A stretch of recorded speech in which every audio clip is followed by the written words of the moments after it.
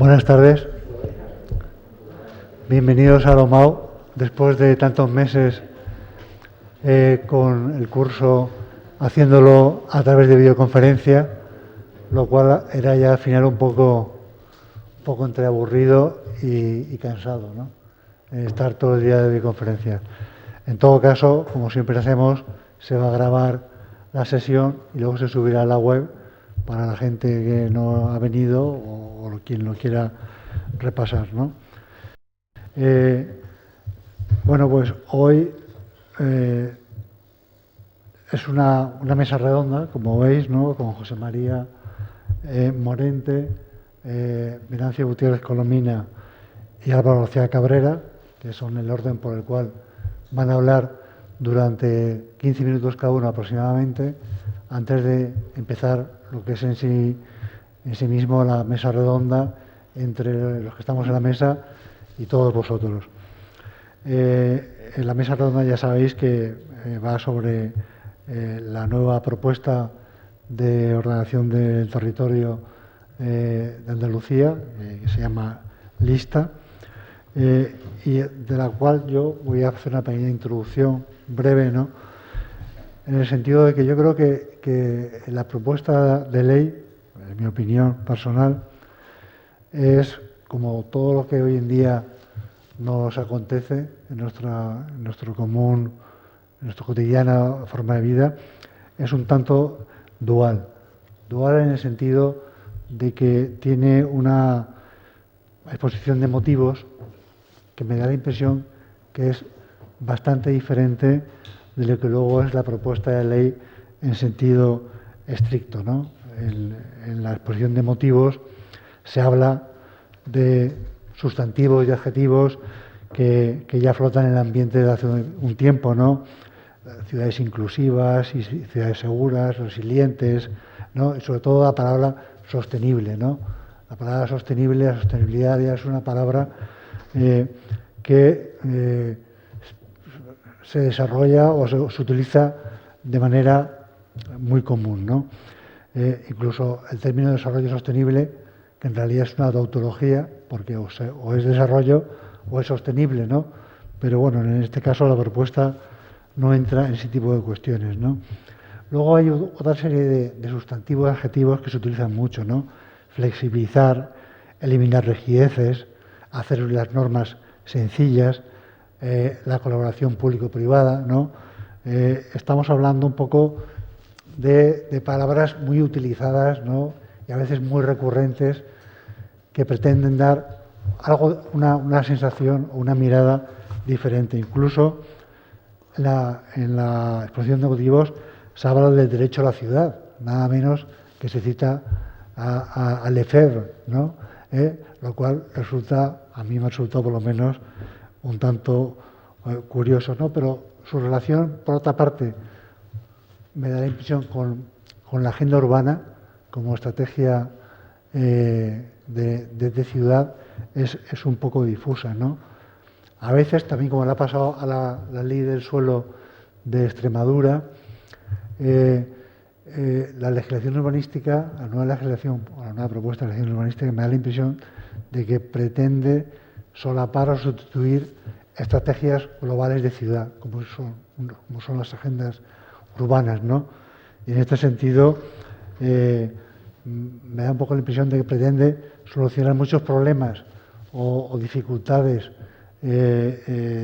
urbanas o ciudadanas, pero que realmente no se trata de eso, ¿no? Porque los temas de cohesión social, los temas de género, que están entre los objetivos de Lista, no son propiamente cuestiones que debe resolver la ordenación urbanística, ¿no? Sino yo creo que debe ser un instrumento más de planeamiento urbanístico, ¿no? Damián Quero, aquí mismo en esta mesa, decía no hace mucho tiempo, ¿no?, que asistíamos un poco a la capitulación total del planeamiento urbanístico en las últimas décadas, ¿no? Y me acuerdo que también abogaba ponía como ejemplo la legislación del suelo de Dinamarca, que se contiene en 40 folios, ¿no? Realmente, pues eso sí que es una legislación, una legislación sencilla, ¿no? O corta, ¿no? Decía lo de la imagen dual, porque por una parte estaba la exposición de motivos, que acabo un poco de señalar, ¿no? Y luego la ley en sentido estricto, ¿no? En la cual lo más relevante, desde mi parecer, es que desaparece esa clasificación de suelo que durante más de 150 años ha ocupado el urbanismo español, ¿no? El suelo urbano, el suelo urbanizable y el suelo no urbanizable. Y aquí ya solo hay suelo urbano y suelo rústico. Ojo, no suelo no urbanizable, sino suelo rústico. Es decir, el suelo rústico es suelo que en parte es susceptible de ser urbanizado. El suelo no urbanizable que conocíamos previamente era un suelo que no se podía urbanizar a no ser que se introdujeran condiciones de interés público o social, que ciertamente en esta propuesta de ley se hace bastante recurrente, ¿no? La necesidad de urbanizar suelo rústico a partir del interés público o social, o las necesidades turísticas, o necesidades industriales, o necesidades de servicio, ¿no? Ahí es un poco donde yo veía un poco esa dualidad que decía, ¿no? Por un lado, hablar de el desarrollo o del urbanismo sostenible y que luego podamos, de alguna manera, tener quizá un poco un urbanismo a la carta en función de unas necesidades que dependen no solo de los ayuntamientos, sino también del Consejo de Gobierno, que por motivos de interés autonómico puede determinar la organización de un suelo. Bueno, yo quería hacer solo esta pequeña introducción antes de darle la palabra a José María Morente, que va a ser el primero de los tres en hablar. José María, cuando tú quieras. Bueno, gracias, Pedro. Bueno, yo creo que eso hablar solo. Estamos en un momento quizás interesante para empezar a hablar de la ley, pero tampoco está la ley ya aprobada. Estamos en plena tramitación, como sabéis, el anteproyecto está en el Parlamento. Ayer publicaron, me parece, en el boletín del Parlamento las enmiendas de los grupos parlamentarios. Se han publicado ayer un montón de enmiendas. Por tanto, la ley estará en plena cocina parlamentaria. Y como si nos acordamos un poco de lo que pasó con el POTA, cuando se introdujo en una enmienda nocturna el famoso artículo 45 del POTA, limitando los crecimientos en los planes generales, la verdad es que del Parlamento nunca sabes lo que va a salir. Por tanto, para ver realmente el texto final de la ley y cuál es el contenido de la ley, yo creo que habrá que esperar un poco a ver el texto, eso es, a que se apruebe por el Parlamento, que se haga el texto aprobado, y luego su desarrollo reglamentario, que también va a tener mucha importancia.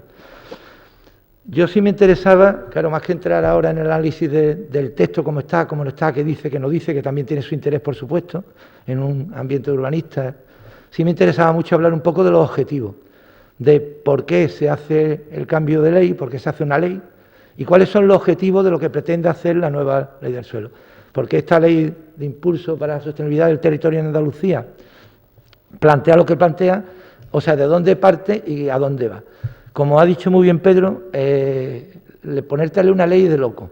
Hoy día lo decía Manolo Rebollo en un prólogo, en un libro de Gerardo Rogel, que el que se atreva a leer ley urbanística en España, primero se desasosiega, luego le dan espasmos y acaba en el manicomio prácticamente. Y algunos con efecto irreversible y no recuperable. Las leyes son bastante complejas de leer, bastante farragosas, bastante liosas, y desde luego las leyes urbanísticas las que más posiblemente, las más difíciles de desentrañar. Hay una guía, por tanto, ponerse a leer la ley de entrada, artículo por artículo, sería una locura, no te enteras de nada. Pero por eso las leyes llevan antes una exposición de motivos, que es donde explican los objetivos de lo que se pretende hacer. Claro, el legislador dice, yo he querido hacer esto. Luego el texto responderá o no a lo que ha querido hacer. Y habrá que analizar si el texto, como dice Pedro, responde a esa exposición de motivos, a esa intención de la ley o no.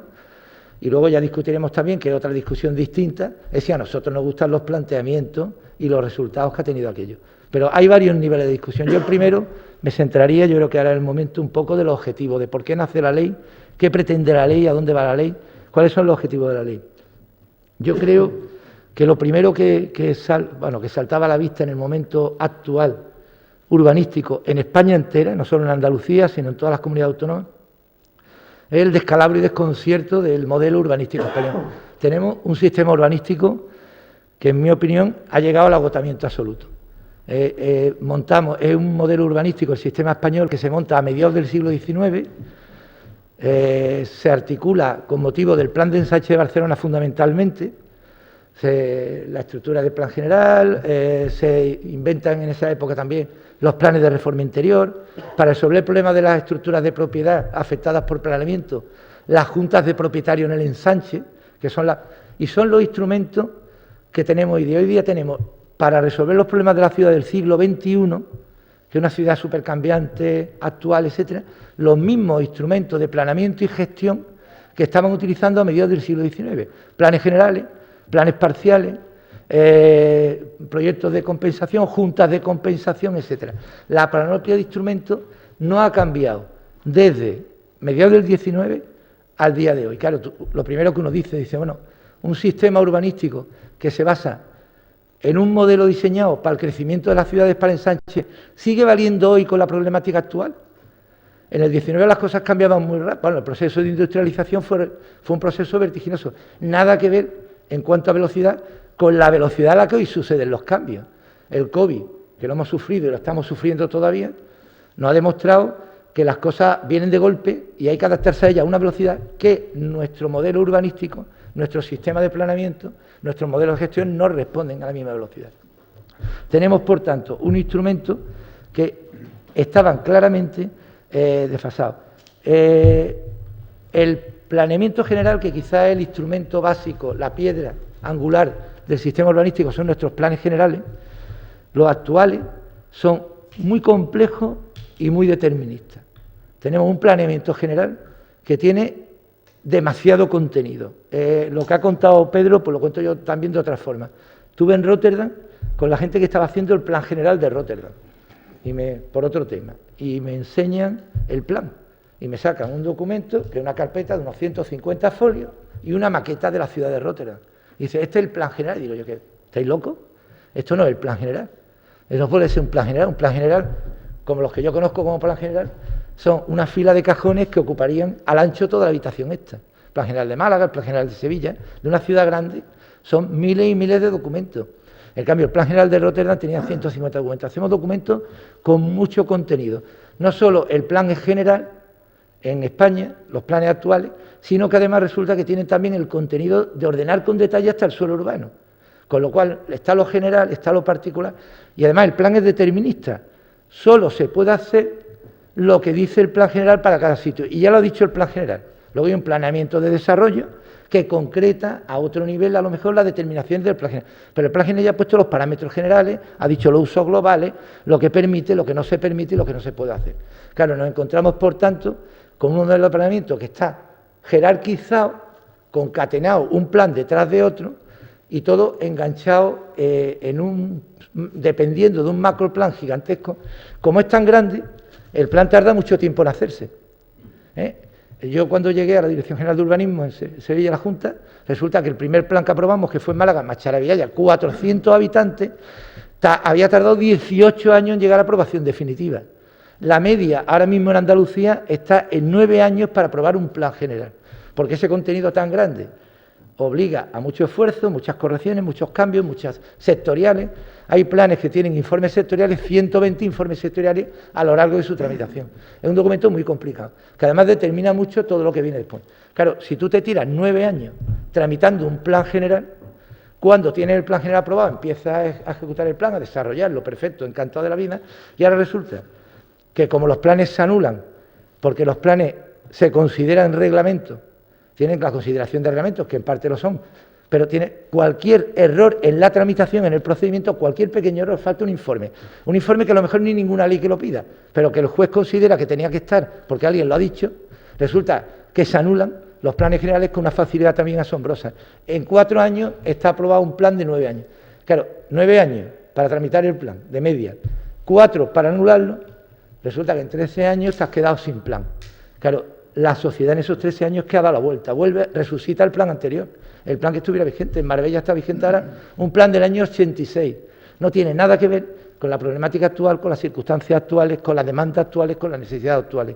Y luego los planes, por esa rigidez que tienen en sus determinaciones, claro, no solo la nulidad del plan es que anula el plan, es que anula todo, como todo va enganchado, todo va concatenado, como todo el planeamiento de desarrollo es de desarrollo del plan general, resulta que la nulidad del plan tiene un efecto cascada que anula todo el trámite de planeamiento que se haya hecho en desarrollo del plan general.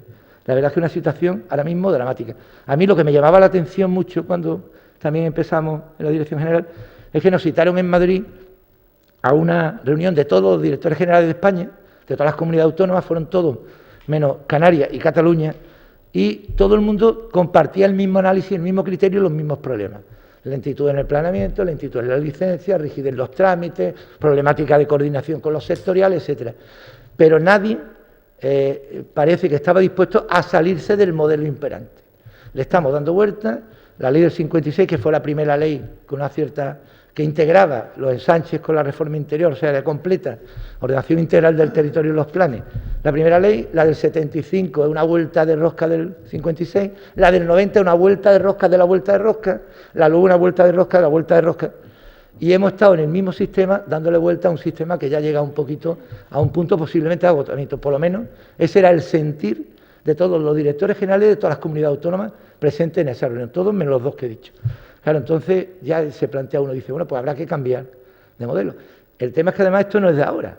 O sea, estamos hablando en el año 2021, la reunión esta fue el 19, pero es que en 1995 ya no, bueno, se viene diciendo hace muchos años, ya en el 95 García de Enterría decía que el sistema de planeamiento jerarquizado, concatenado, militarista que tenemos en España que no funciona, que en ningún orden del social europeo hay una planificación al estilo de la planificación urbanística española, que no existe.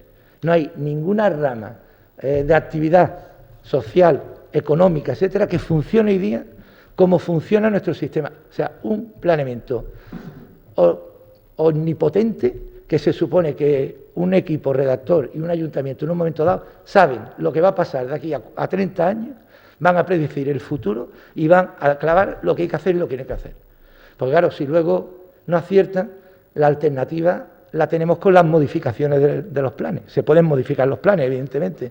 Existe la modificación del plan. Pero claro, todos sabemos lo que pasa con la modificación del plan. Que cualquier modificación que se introduce cuando se hace un texto de primera, tiene una coherencia. Mínima o no, pero la tiene. Cuando se empiezan a introducir modificaciones, la LOUA, un buen ejemplo, ha tenido 11 o 12 modificaciones en los años que lleva de vigencia, de 2003. Resulta que cuando empiezan a meter modificaciones, un artículo, tú sí corriges lo que quieres corregir, pero se te olvida que hay otro que tiene relación con el que acabas de cambiar, ese no lo corrige y empiezan las contradicciones en el texto. Los planes, cuando se modifican, empiezan a tener problemas de acople, de contradicciones internas entre textos, de determinaciones contradictorias, igual que la LOUA, que era una ley ya complicada de entrada, de principio, porque nació con un carácter muy reglamentario, con carácter de reglamento, había poca confianza a lo mejor en hacer los reglamentos y se le dio mucho contenido reglamentario. Eso no es bueno, desde luego que una ley tenga contenido reglamentario.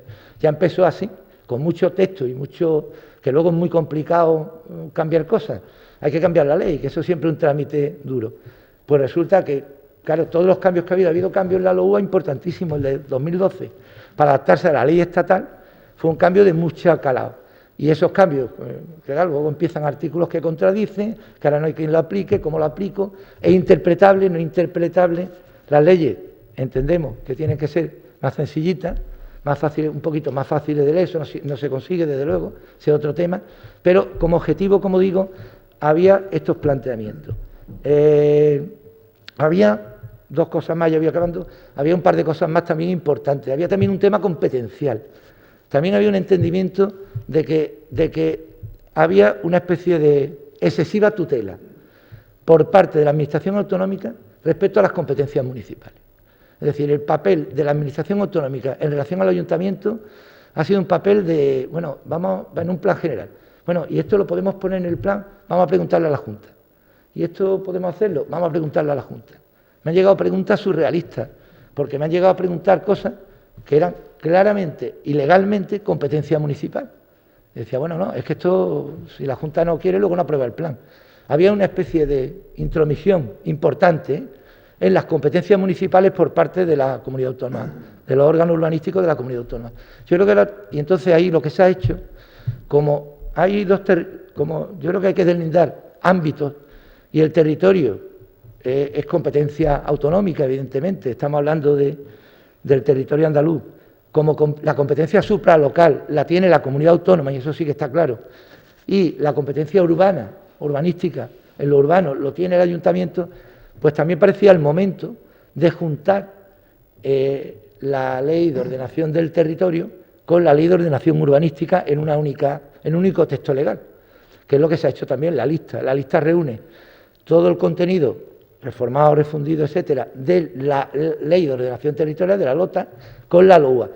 Aquí había también una apuesta importantísima, que era apostar por las competencias municipales. O sea, recoger la jurisprudencia, la doctrina, y lo que es competencia municipal, que sea competencia municipal. De hecho, el texto, que además se divide, el plan general se divide en dos planes, en un plan general de ordenación municipal, que es un plan de carácter más estratégico, urbanístico, pero más de directrices, de reglas de juego, de criterios, y un plan de ordenación urbana, que es el de alineaciones, ordenanzas, detalle, intervenciones en la ciudad, etcétera. Esos dos niveles de planes, los dos son de competencia municipal y van a ser de competencia municipal. O sea, los dos planes los van a aprobar los ayuntamientos. La única diferencia, transitoriamente, es que mientras no haya plan de ordenación del territorio, el plan general lo va a seguir aprobando la Junta. En el momento que en la Costa del Sol esté aprobado el plan de ordenación del territorio de la Costa del Sol, el plan general de Marbella lo va a aprobar el ayuntamiento directamente. Ya no es una aprobación con informe de la Junta, pero sobre lo territorial, pero ya sin intervención en la aprobación definitiva. Es decir, hay una reducción de trámite, porque el planeamiento general o el plan de ordenación urbana ahora ya, en vez de aprobación inicial, provisional y definitiva, es aprobación inicial y aprobación definitiva, con lo cual también se reducen los trámites. Hay un problema que no es fácil, yo creo que no lo puede resolver tampoco la ley andaluza, que es el de coordinación con los sectoriales. Andalucía se hizo ya, el gobierno anterior ya hizo un esfuerzo importante en una modificación del 2012, donde remitió todos los informes sectoriales al mismo momento. Hasta entonces, cada ley sectorial, carretera, costa, patrimonio, cultura, decía en qué momento había que hacer los informes sectoriales correspondientes en los planes. Esto es una barbaridad. Al sectorial lo que le debe importar es que su competencia y su interés sectorial esté reflejado adecuadamente en el documento que se apruebe definitivamente, pero no decir cuándo un trámite urbanístico tiene que pedirle informe. Ahora mismo todas las leyes sectoriales dicen cuándo. Las leyes del Estado piden carreteras, costas, ferrocarril, piden informe al plan general antes de que exista plan, lo cual es un dislate. Hay que pedir informe antes de la aprobación inicial a carreteras, a costas, ferrocarril. Y dice, bueno, ¿de qué estamos hablando? Yo le pediré a usted información sobre sus criterios, su estrategia, sus proyectos en marcha, pero no le puedo pedir informe sobre un plan que no existe. Hay que enviarle un plan que han hecho los técnicos, que todavía no ha pasado por el Pleno y tal. Bueno, eso estará así. Lo lógico, lo racional, es lo que hizo la Junta en el gobierno anterior, que fue todos los informes sectoriales se solicitan en el trámite de información al público. Al mismo tiempo que está informándose al público el plan, se piden informes sectoriales, compañías suministradoras y todo lo que haga falta. Eso parece mucho más racional y aglutina todos los trámites en un momento determinado. Bueno, yo no iba a hablar de la clasificación del suelo, pero ya que lo ha sacado, lo ha apuntado Pedro, y con esto ya voy acabo, había también otro tema importante, y era no dispersar. Yo creo que sobran las 18 leyes autonómicas, mi opinión. Yo creo que una ley estatal, si Alemania es un Estado federal y tiene una ley del suelo, ¿por qué España, con comunidad autónoma, tiene que tener 18 leyes del suelo? Todas muy parecidas al final. Bueno, esta va a ser un poquito distinta, pero todas muy parecidas. Y entonces sí había una apuesta fuerte por ir en la línea que había marcado la ley del suelo del Estado de 2007, el texto refundido de 2008 y el de 2015. Es decir, por simplificar un poco este tema de la clasificación, suprimir la clasificación del suelo urbanizable, que tantos problemas ha dado, que tantas plusvalías ha atribuido a propietarios de terrenos, promotores, que no han invertido en los terrenos, que tan absurdo resultaba, y que además era una cosa que solo teníamos en España. No existe un país del mundo que tenga clasificación del suelo. Tienen calificaciones, regulación de uso, que es lo que hacen los planes, pero no clasificación del suelo.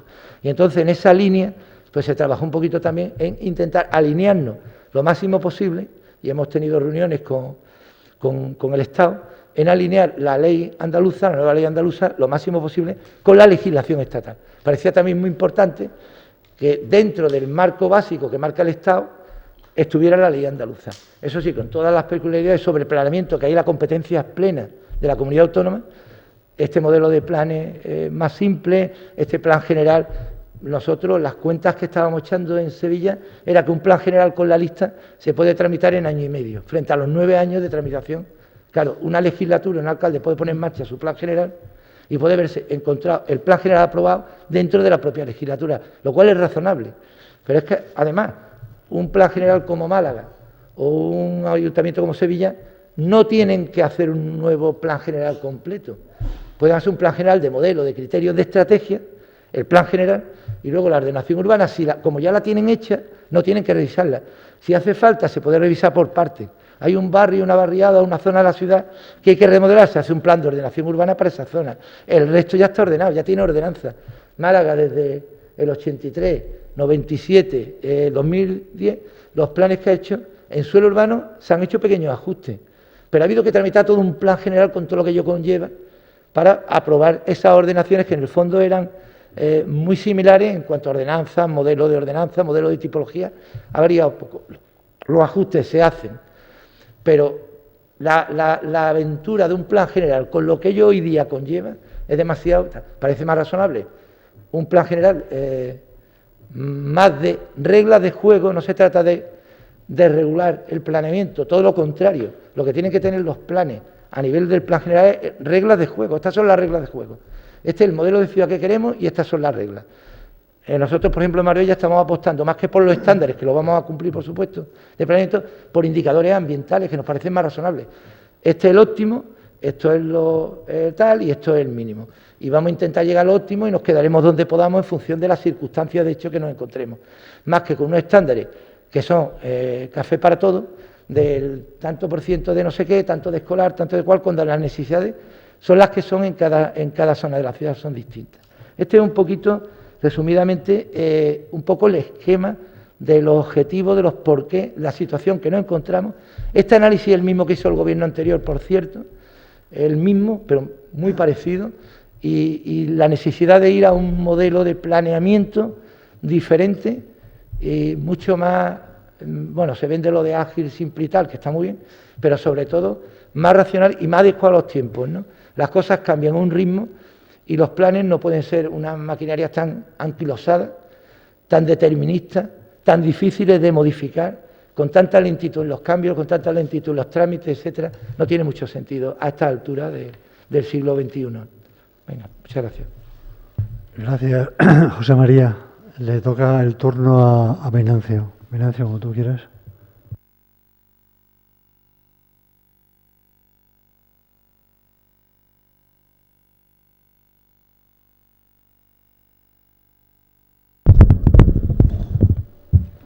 Bueno, buenas tardes.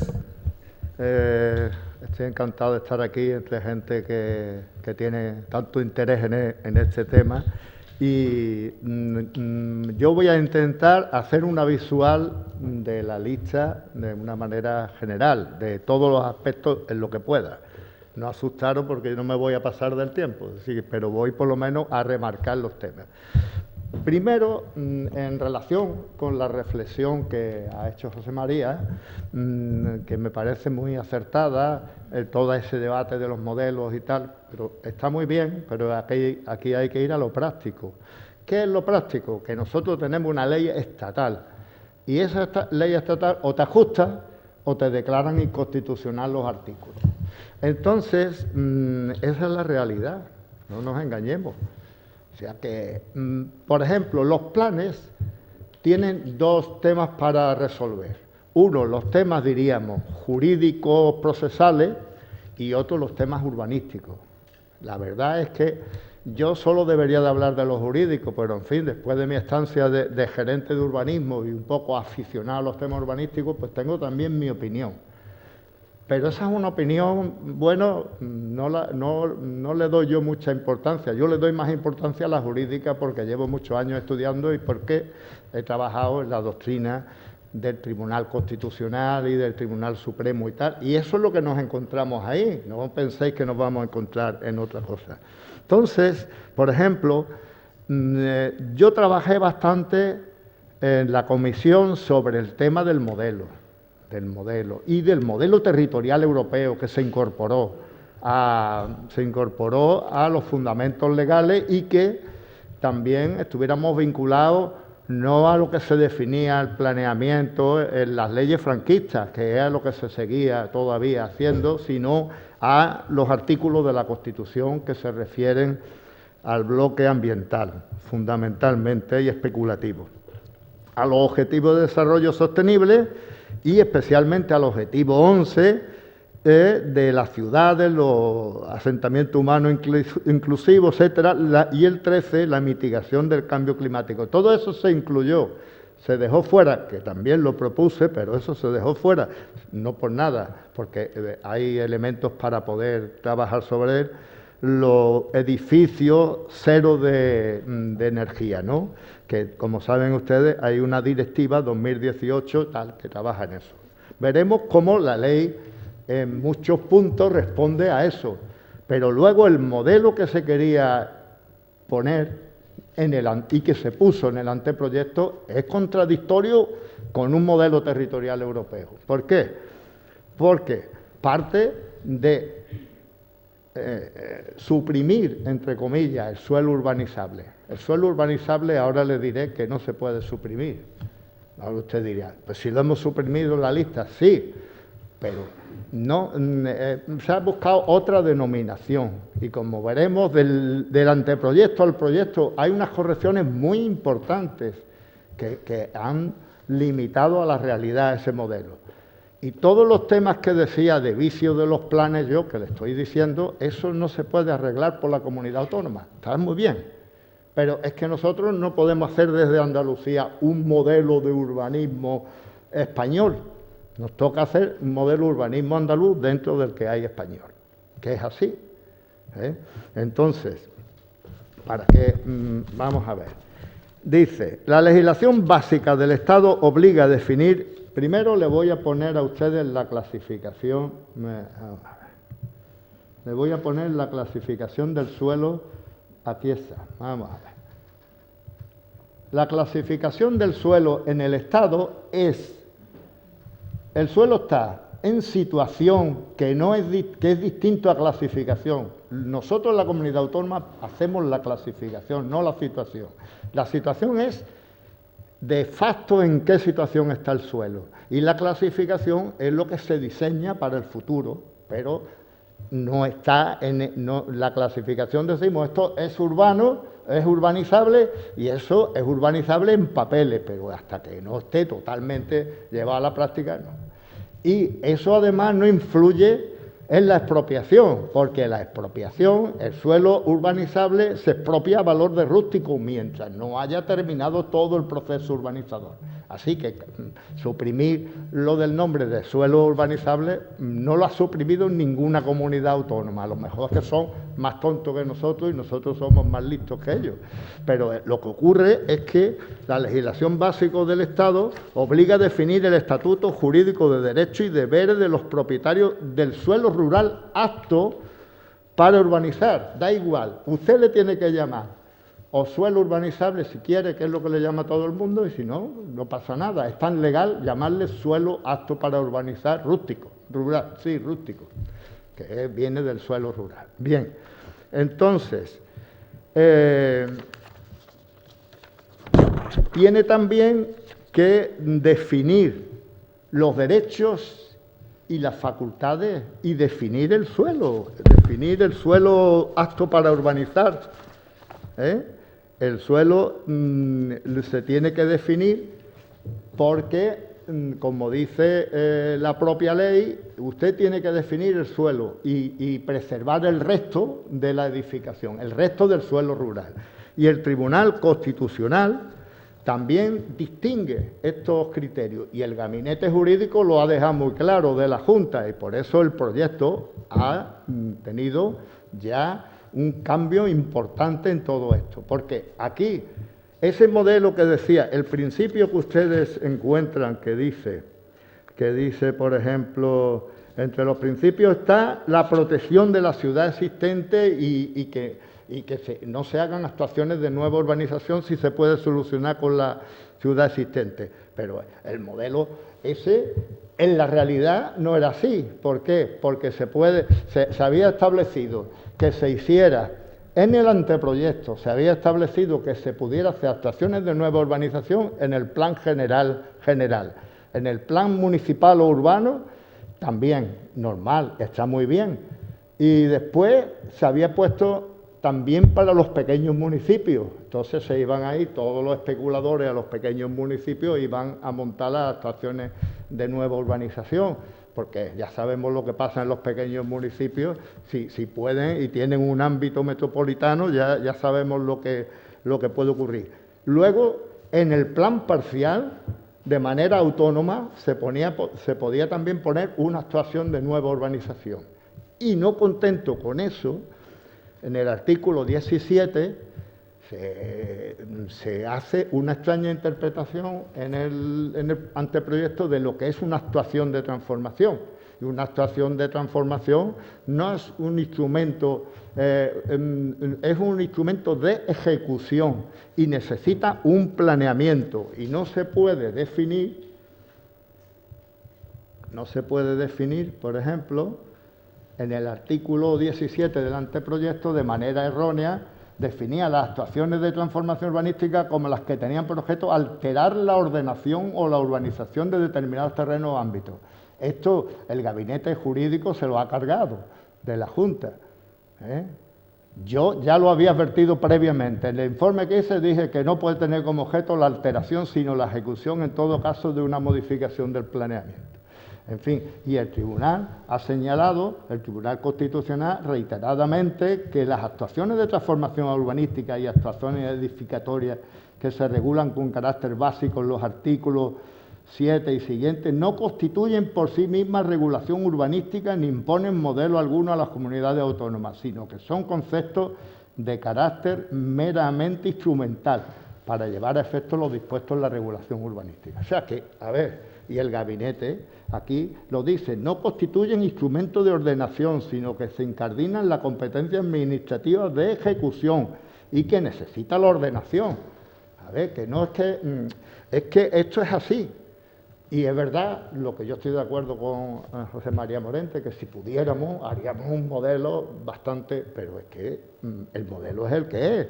Y la ley andaluza tampoco puede meter nada para evitar la nulidad de los planes. Hay una ley, es decir, yo he hecho algunos trabajos sobre el planeamiento,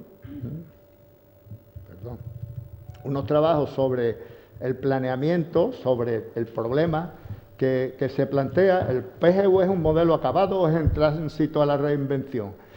El PGV, el plan general, es una cosa que está muy criticada, pero a mí me gustaría que fueras a América y viera lo que ellos se asombran de que el plan general que se haga pase un ayuntamiento, venga uno nuevo y lo tenga que respetar. Y lo tenga que respetar porque es una norma jurídica, da una estabilidad al inversor. Por eso no funciona en general en Centroamérica la ejecución del planeamiento. O sea que tiene esa parte buena, no todo es negativo. Pero es indudable que al dársele el carácter de reglamento, se ha configurado que el plan general no es un reglamento. Ese es un tema puramente jurídico que yo no lo quiero aburrir a ustedes, pero se le ha dado ese carácter. ¿Y eso qué significa? Que por cualquier defecto que tenga el plan, se lo carga del principio al final. Y como hay una cosa que se llama la impugnación indirecta de los reglamentos, que eso en Marbella lo han hecho algunos señores de centros comerciales y tal, en fin, personajes que todos conocemos, está lo que se llama la perpetua interinidad del planeamiento. Y como consecuencia de eso, se hizo una ley por el Partido Popular, un proyecto de ley, que además contó con el beneplácito también del PSOE. Y va para adelante, se disolvió la legislatura y ya eso se quitó. Y luego, pues se ha quedado un poco ahí, en otros temas se han metido y aquí no. Y la única forma de arreglarlo es así, porque limita lo que es la impugnación indirecta. ¿Qué es la impugnación indirecta? Que ahora a mí me dictan una sentencia en Marbella y yo voy y me cargo, y voy contra el plan y me cargo el plan. Y entonces digo, o me hacéis no sé qué, el chantaje, en fin, y todo eso se quiere resolver con la acción pública, con la impugnación indirecta y con otra serie de temas jurídicos que no los voy a aburrir. Hay unos temas, diríamos, que es lo que podemos mejorar de tipo urbanístico, que en este caso, no usando esto de las estaciones de transformación para hacer cualquier tipo de modificación, porque eso también provoca la especulación, es una desregulación si no tenemos en cuenta el planeamiento. Pero, ¿qué haría falta? Una mayor coordinación. También se ha dicho aquí que ya arrancaba desde la propia LOA, pero ahora en la lista viene mejor también una buena coordinación de los informes sectoriales, que es uno de los temas más problemáticos. Todo queda mucho para el reglamento.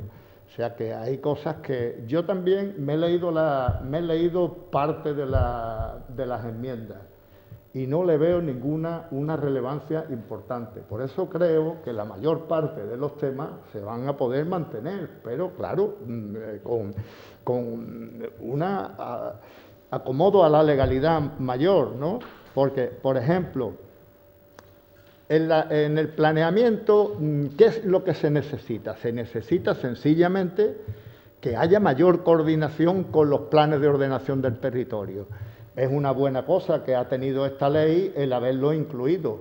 La ley tiene muchas cosas buenas, pero tenía algunos problemas legales que lo ha señalado el propio gabinete jurídico, pero que la ley tenía mucho interés y muchas cosas buenas. Entre ellos, por ejemplo, seguir la novedad del planeamiento. El planeamiento en los sitios más avanzados, primero empezó en Asturias por delegación, después el País Vasco y Galicia, se aprueba directamente por los ayuntamientos, a que tuvieran un número de habitantes. Después en Canarias se ha establecido que se aprueba el planeamiento, tengan los habitantes que tengan. Y nosotros hemos ido a ese modelo, que está bastante bien. Lo que pasa es que se ha metido una disposición transitoria, dice, bueno, pero esto no va a valer hasta que no revisemos el POTA. Bueno, ¿El POTA o el plan de ordenación del territorio, creo, ¿no? ¿El POTA o el POTAU? No, yo, vamos, el POTA creo que es, ¿no? El POTAU, luego el POTA ahí anda... Sí, no, ahí anda... Bueno, lo que yo leí... leí... el POTA, claro, los planes resurreccionales puede tardar mucho y se estaban replanteando que fuera desde el POTA donde se dieron los criterios. Bueno, ya un marco territorial. Verá, pero está muy bien. Ahí el debate. Yo creo que la ordenación del territorio también se va a mejorar bastante también con los reglamentos. Y porque se ha puesto en la ley una cosa, no sé, yo alabo las cosas con total sinceridad cuando me gustan, independiente que yo no haya intervenido. En concreto en esta, se han dicho, por ejemplo, los temas, ¿qué son los temas supralocales? Porque es que la Junta en algún otro momento ha dicho que la calle Lario era un tema supralocal, porque es que si no sé qué, si no se regulaba el tráfico, diga, vamos a ver. Eso ya es un intervencionismo, pues esta ley regula los temas supralocales, lo que eso también beneficia. Bien, y siguiendo con los planes, en esa evolución además, la propia ley andaluza estableció la distinción entre pormenorizado y estructural, y pormenorizado lo aprueban los ayuntamientos, por ejemplo. Pero Valencia y Extremadura rompieron esto. Y yo creo que siguiendo esta senda, la lista lo ha mejorado el tema. Creo que es interesante que va a ser para los ayuntamientos la lista. Vamos a ver, los ayuntamientos grandes es un lío, es decir, un plan general, y lo va a seguir siendo, no nos engañemos. Pero en los ayuntamientos pequeños y medianos la lista va a funcionar muy bien, porque se va a decir, ¿usted qué? Una operación, Bueno, una operación de urbanización. Vamos a pasar a la evaluación ambiental y tal. Que ese tema ahora el experto, Álvaro, pues, hablará de ese tema. ¿No? Yo solo voy a decir, en ese tema de evaluación ambiental, que yo he propugnado en cosas que he escrito, que el órgano ambiental se delegue en los ayuntamientos. Y ustedes dirán, uy, eso va a ser imposible. No, eso ya lo han hecho en Canarias. En el artículo 86 de la Ley Canaria lo pueden ver, que los ayuntamientos que tengan medios pueden ser órgano ambiental. Sí, los ayuntamientos son los que están siempre dispuestos a que funcione cada vez más a que los ayuntamientos, y son los que hay que darle las competencias. Porque ¿qué garantiza que haya? Mira, en la Junta hay técnicos tan buenos y tan malos como en el ayuntamiento.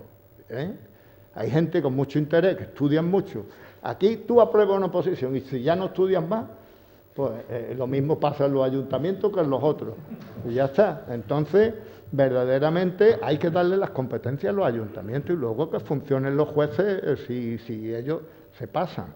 Bueno, no tengo que extender, no me voy a extender mucho. Solo voy a decir, por ejemplo, que se han mejorado las licencias en línea con lo que yo siempre he mantenido, la adaptación a la directiva de servicios, es decir, que las comunicaciones previas, las declaraciones responsables se vayan extendiendo, porque es que es así lo que dice la directiva europea y lo que se ha hecho en todos los sitios, y aquí en Andalucía no se había hecho. Pero como el equipo que hay ahora, en el 2019, con un decreto ley, ya lo arregló eso, ahora no sé si, no quiero decir nada, pero ahora me gusta menos. Me gusta un poquito menos la redacción, porque al final lo que es para licencia no sé muy bien a qué es, no está definido. No está señalado qué es lo que tiene que ser para licencia, está señalado lo que tiene que ser para declaración responsable. ¿Y qué dice la directiva de servicios? Que es al revés. Es decir, que la licencia es lo excepcional y por eso hay que decir qué es lo que va para licencia. Entonces yo creo que eso va a haber que...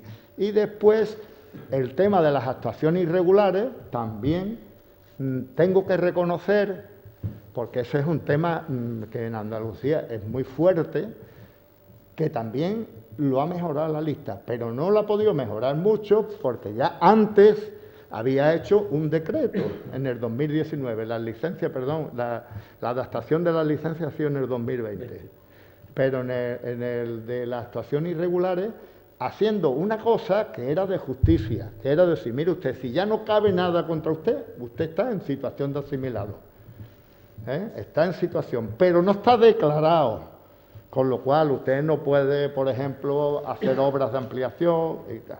Y luego hay unos mecanismos que además no voy a terminar en enseñaros una cosa, porque estoy trabajando en ella y creo que tiene un gran interés. Vamos, he corrido ya demasiado. Esto ya es final, de verdad, no regañarme. Aquí, espérate.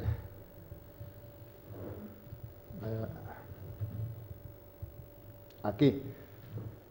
Esto es interesante de ver. Ahora mismo los asentamientos rurales tradicionales en la lista son de 3 clases, bueno, de 4. Yo no sé si a lo mejor José María Morente ha tenido idea o ha escuchado lo del cuarto. Yo no lo había escuchado hasta que me he leído el proyecto, sinceramente, que es el hábitat troglodítico. Sí. Bueno, pero en fin, lo más importante es el asentamiento rústico que está en suelo urbano. Ese es complicado porque ese nosotros no lo tenemos. Es decir, eso solo está puesto ahí y habrá que el reglamento tendrá que romperse un poco la cabeza. Hay ejemplos, por ejemplo, como Murcia, como Cantabria y como Canarias, que regulan ese suelo en suelo urbano. Luego está el hábitat rural diseminado, que es el típico núcleo de suelo rural. Yo le veo algunas contradicciones a esto, porque dice el hábitat rural que no precisa ninguna actuación de urbanización. Si no la precisa, ¿cómo después dice en otro artículo que se podrá emplear la modalidad de la ejecución asistemática para el hábitat rural? Si no se puede hacer urbanización, ¿cómo va a ser así? Entonces, será las dotaciones, porque claro, si no tiene explicación. Claro. habrá que Habrá eso, buscarlo por ahí, ¿no? claro, habrá que resolverlo. Bueno, y el hábitat troglodítico, yo creo que el que está en suelo no urbanizable, esto se refiere a las casas cuevas, ¿eh? Entonces es un tema interesante. Esto del hábitat, esto es una propuesta de Vox, Sí, que ¿no? se empeñó en que aparecieran las casas cuevas en la ley y Sí, que se yo recogieran en la leí ley. por Bueno, curiosidad. y fue Por una propuesta curiosidad de me he ellos. puesto a leer de dónde venía esto, porque yo no lo habíamos hablado nunca, vamos, No, que es que no. no salió después. Y entonces vi que había habido una serie de protestas en Granada diciéndole a la consejera, oiga, usted que es de Granada, ¿cómo que no ha metido las casas cuevas y tal y cual? Exacto. Entonces, a lo mejor vos Y se vos aprovechó. se apuntó. Bueno, y luego está el tema de las edificaciones irregulares. Que yo yo con las edificaciones irregulares desde hace muchos años que yo vengo trabajando y siempre digo lo mismo.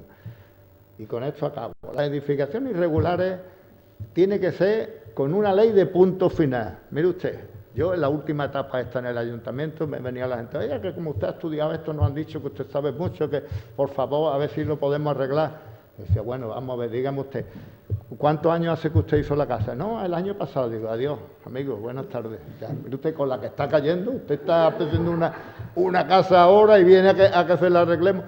Esto se está hablando de cosas que ya no se puede, son cosas que se quedan alegales, porque no se puede hacer nada, porque ha caducado la acción para restaurar el orden urbanístico. Y claro, alguna solución hay que darle, pero claro, si tú lo legalizas todo, lo haces tal y sin más historia, pues entonces es como un artículo que leí yo hace muchos años, el sueño de una noche de verano, que era volverlo a empezar, se volvía a hacer efecto llamada, se hacía más, entonces ahí tiene que haber una dureza y hay cosas en la ley que me gustan, que por ejemplo el tanteo y retracto, decir, pues vamos a poner un área de tanteo y retracto para acabar el cachondeo en fin, una serie de cosas.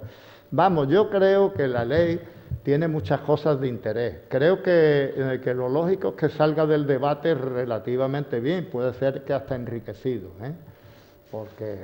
pero que tiene que tener en cuenta que tenemos que respetar la ley estatal y las sentencias del Constitucional, porque si no, no nos vale de nada. No es que yo esté en contra de todos los cambios, yo ya los digo los posibles y todo esto lo he recogido y lo he estudiado. Bueno, nada más, muchas gracias. Muchas gracias, Venancio. A ver si luego tenemos tiempo también de recuperar un poco otras cuestiones importantes de la legislación urbanística, ¿no? Como son los elementos estructurales del diseño de la ciudad, la configuración propia de la ciudad, la idea de ciudad compacta, compleja, de proximidad, el diseño, ¿no? Las vías estructurantes de la ciudad. No todo es cuestiones jurídicas, sino yo creo que es importante el diseño de la ciudad, que ahora es un diseño, o se pretende que sea un diseño más hacia el interior de la ciudad existente, ¿no? En lugar de hacia el exterior de la ciudad, como era clásico desde los años 60 hasta el cambio de siglo. Álvaro, cuando tú quieras, tu turno. Bueno, gracias por la invitación a participar en esta conferencia, tertulia, ¿no? Y sí quería empezar respondiéndote a tu planteamiento inicial, porque a mí me ha pasado un poco como a ti. Es decir, yo cuando hice la primera lectura de la lista, la verdad es que mi ánimo estaba un poco cansado, porque había mirado los 2 o 3 borradores de la LUSA, otro 1 o 2 de la LAUSA, y cuando llego a la lista yo estaba ya exhausto, ¿no? Entonces, con un cierto cansancio lo leí. Y entonces el hecho además de que me cambiaran el sistema de planeamiento, digo, Dios mío, otra vez, otro cambio más, ¿no? Porque aquí estamos acostumbrados a que el legislador cambia porque entiende que con eso se arregla todo. La verdad es que hay que ejecutar lo que se ordena, ¿no? Y lo que tenemos es, por ejemplo, tengo una administración pública escasamente eficiente y necesita que sea eficiente, porque la duración de los planes en gran medida es porque si usted pide un informe sectorial a vías pecuarias, tarda 7 meses en emitir el informe, ¿no? Es decir, bueno, total, que yo tenga esa primera sensación, la tuve. Después, cuando he ido entrando, pues la verdad es que me gusta. Me gusta formalmente el texto, creo que está bien escrita. Si yo comparo un texto de la LOA con un texto de la lista, el texto de la LOA está permanentemente entrecomillado, entrecortado, porque tiene que recordar permanentemente que estamos en el marco de, que estamos siempre con prevenciones, siempre, y estás leyendo esta ley, estás leyéndola. No digo que sea agradable, no es agradable, tú lo decías antes, ¿no? Pero es mucho más fácil de leer que la ley anterior, con lo cual también te permite no hacer tanto esfuerzo, porque leerse la LOA requiere un esfuerzo mental enorme, ¿no? Bueno, entonces, ¿por qué he ido yo, por qué digo que me gusta y por qué la primera impresión no es la misma que tengo ahora? Bueno, pues porque yo creo que el modelo de la LOA, si ese modelo de la LOA se concreta en los planes generales vigentes, yo creo que está agotado. Sinceramente, es tal el grado de regulación, la hipertrofia que tienen los planes generales, con el desarrollo pormenorizado del suelo urbano, que tú lo comentabas antes, con ese conjunto de determinaciones que al final, ¿qué ocurre? Que cualquier cosa que se salga un poco de esas reglas te obliga a modificar el plan general. Y en consecuencia te obliga a entrar en una fase de evaluación ambiental. Simplemente por llamarse modificación de plan general, ¿no? Entonces, claro, son procesos interminables. Es más, yo creo que está agotado el sistema por una razón. No voy a hacer una crítica en particular del Plan General de Málaga, pero sí voy a poner un ejemplo del Plan General de Málaga. Las fichas de suelo, de características del suelo urbanizable sectorizado, para que den un resultado determinado, tiene que aplicar coeficientes de ponderación de los usos pormenorizados. Yo creo que no. En la ley del 76 tú podías plantear coeficientes de ponderación por razón de situación, tipologías, pero no puedes llegar a precisar tanto. Vamos a ver, yo tengo un sector en el que el comercial tiene un uso de ponderación. ¿Por qué? Porque tiene que dar un resultado concreto. Si no, estamos alterando el aprovechamiento objetivo. Y si modificamos el aprovechamiento objetivo, estamos modificando los sistemas generales que podemos obtener. Entonces, me encuentro con que un estudio del mercado realizado en el año 2005, hoy, 16 años después, está determinando la ordenación pormenorizada de los sectores de suelo urbanizable. Entonces, yo creo que ese modelo ha llegado ya a tal grado de sin razón que yo creo que ya hay que terminar con él. Bueno, no era esto lo que yo quería hablar o que quería plantear, pero me parece que el planteamiento que hace la ley, es decir, vamos a independizar las situaciones y darle una individualidad propia, creo que es una buena mecánica. Es decir, hablar de un plan general de ordenación municipal, que los nombres que determina los elementos estructurales del modelo de ciudad, me parece acertado. Y al mismo tiempo tenemos un suelo urbano, que es la ciudad existente, que conforma, digamos, un ámbito propio, que además puedo modificarlo, es decir, y eso lo hago y lo ordeno a través de un plan de ordenación urbana. Digo, ese es el nombre, ¿no? Bueno, entonces lo ordeno a través de eso, pero yo puedo hacer, como decía José María, un plan de ordenación urbana de la zona de Teatinos y un plan de ordenación urbana de la zona del Palo. Y además no tengo que esperar a tener el plan general de ordenación estructural para poder actuar de esa manera. Bueno, eso tiene una ventaja también, es un cortafuego al problema de la nulidad de planes. Si me cargo el plan general de ordenación municipal, como estos otros son independientes, no estoy comunicando la nulidad a esos planes. Y estoy ordenando la ciudad. Y la ciudad, tú lo decías antes, la ciudad es la ciudad prácticamente igual. El suelo urbano ha crecido, no sé qué, pero es el suelo urbano de 1983, de 1997 y del año 2010. Es decir, que esa es una realidad que tenemos ahí. Podemos mejorarla, pero es que estamos hablando. Mientras que ese suelo rústico, apto, o que ya no sería urbanizable, sino que puede ser objeto de transformación, es el desarrollo posible. Estamos distinguiendo, digamos, bueno, me parece que es razonable ese planteamiento. Bueno, yo estoy muy preocupado, la verdad es que hay una cosa que me duele profundamente, que los planes generales están siendo declarados nulos uno tras otro. El último, el de Benavís, de hace un mes. Bien. Pero antes fue el Plan General de Marbella, en 2015, que se anuló el Plan General de Marbella, se anularon los planes generales en una segunda jornada. En la Junta de Andalucía, a raíz de tema Marbella y a raíz de la nueva ley estatal de suelo, cambia la JICA a través de un decreto ley que es el 3/2015 y la ley 3/2015, cambia la JICA para adaptarse, digamos, a la nueva legislación y evitar esos problemas de nulidad. Y resulta que, a pesar de eso, caen los planes generales de Jaén, los planes generales de Chiclana de la Frontera, porque también la reforma que se hace de la JICA no era la adecuada. En ese momento se intenta, por parte de la Junta de Andalucía, decir, vamos a conservar los trámites que se han realizado de estos planes, vamos a intentar conservarlos, y de esa manera, y lo hacía, digamos, suspendiendo el proceso de tramitación del plan, analizando si el estudio ambiental se adaptaba a lo que la legislación ambiental del año 2013, la ley estatal, requería, y si no se adaptaba, se ampliaba ese documento ambiental.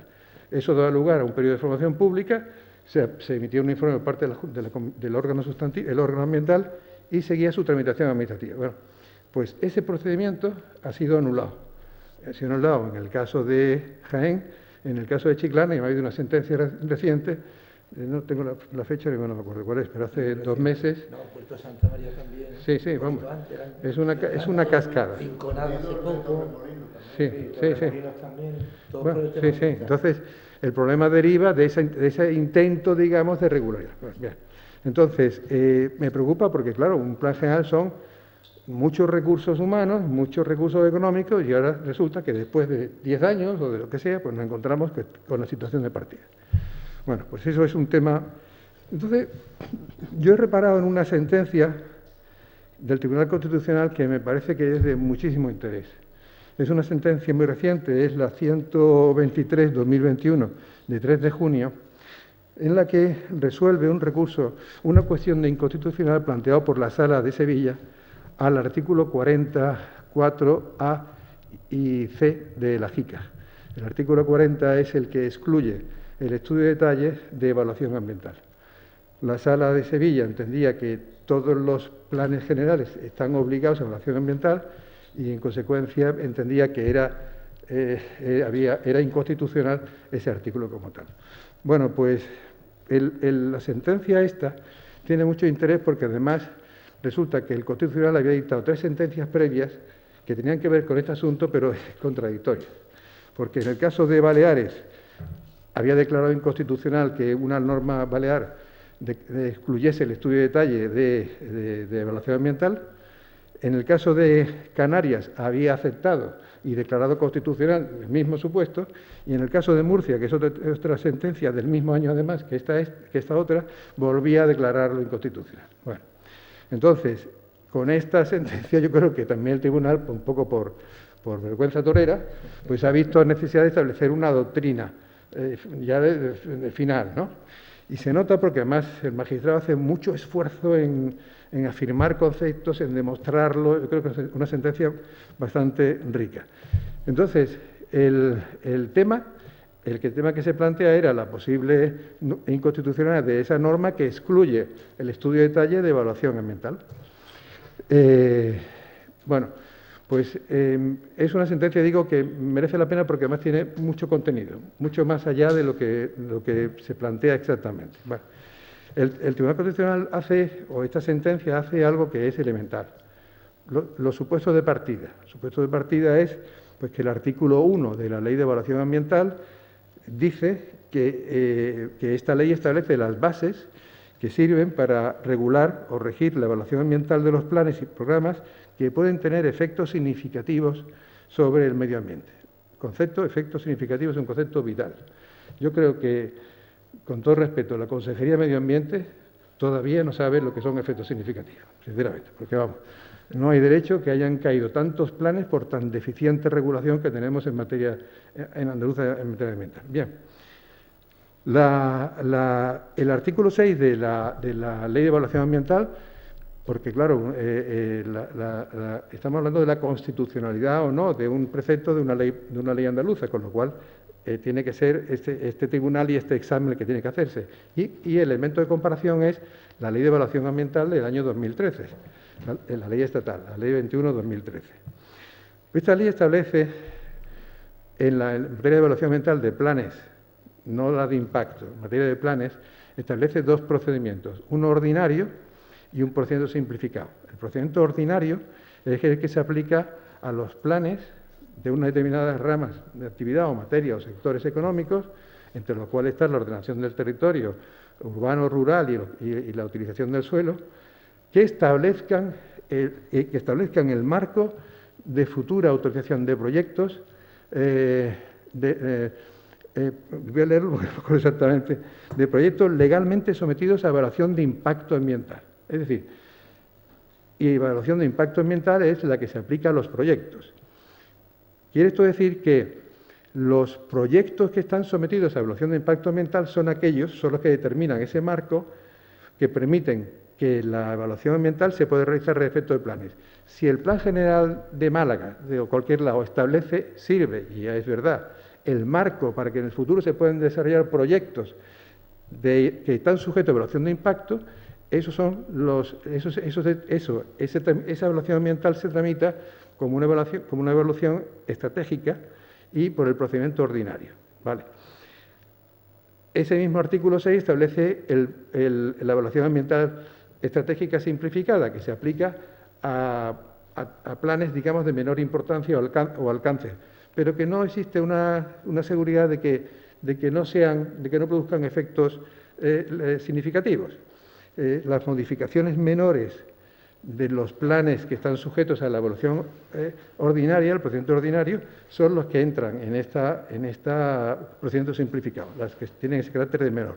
Y también se evalúan por este procedimiento simplificado los que establecen el uso en zonas de pequeña extensión, en ámbito local. Bien. Este es el marco, pero si nos fijamos en el artículo primero decía que el motivo de la evaluación ambiental es analizar los planes que puedan tener efectos significativos sobre el medio ambiente. Y este artículo segundo lo que dice es, o une o vincula, los que establezcan el marco de autorización de proyectos legalmente sometidos a evaluación de impacto ambiental. Si vemos los anexos de la ley, veremos un listado de actividades que el anexo 1 es sobre las evaluaciones sujetas al procedimiento ordinario y el anexo 2 la simplificada. Bien.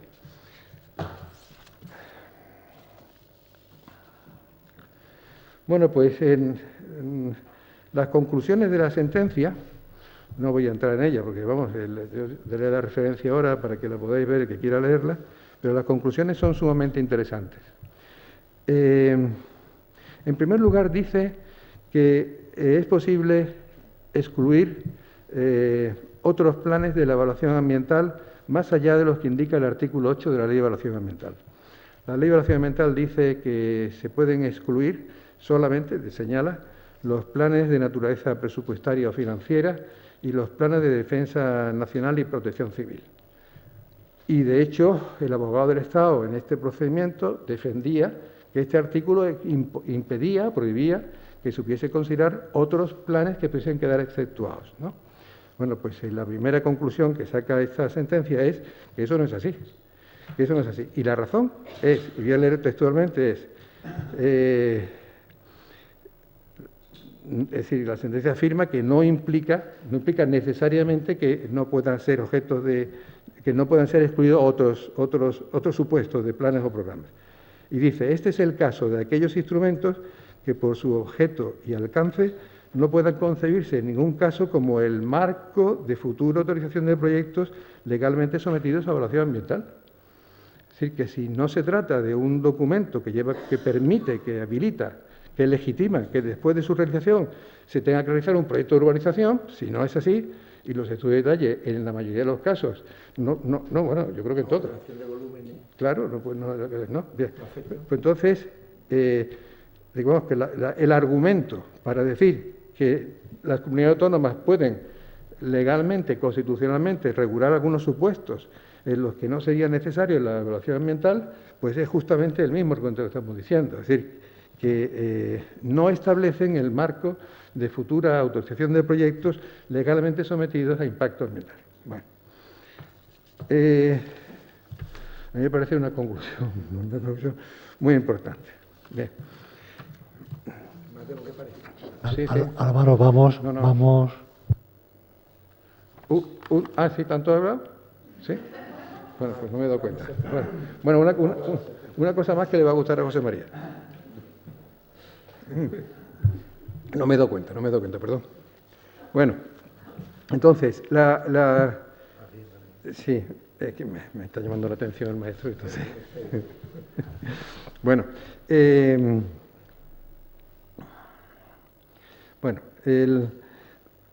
analiza el artículo 15 de la LOGUA y el contenido del estudio de detalle, y sabemos todos que el estudio de detalle pues fija alineaciones, rasantes, pero no tiene ninguna otra connotación. No establece el uso, no tiene es un documento complementario, subsidiario, realmente no tiene capacidad de ordenación por sí mismo, ¿no? Bueno, pues entonces, tú fíjate lo que dice, voy a leerlo literalmente porque le va a encantar a José María.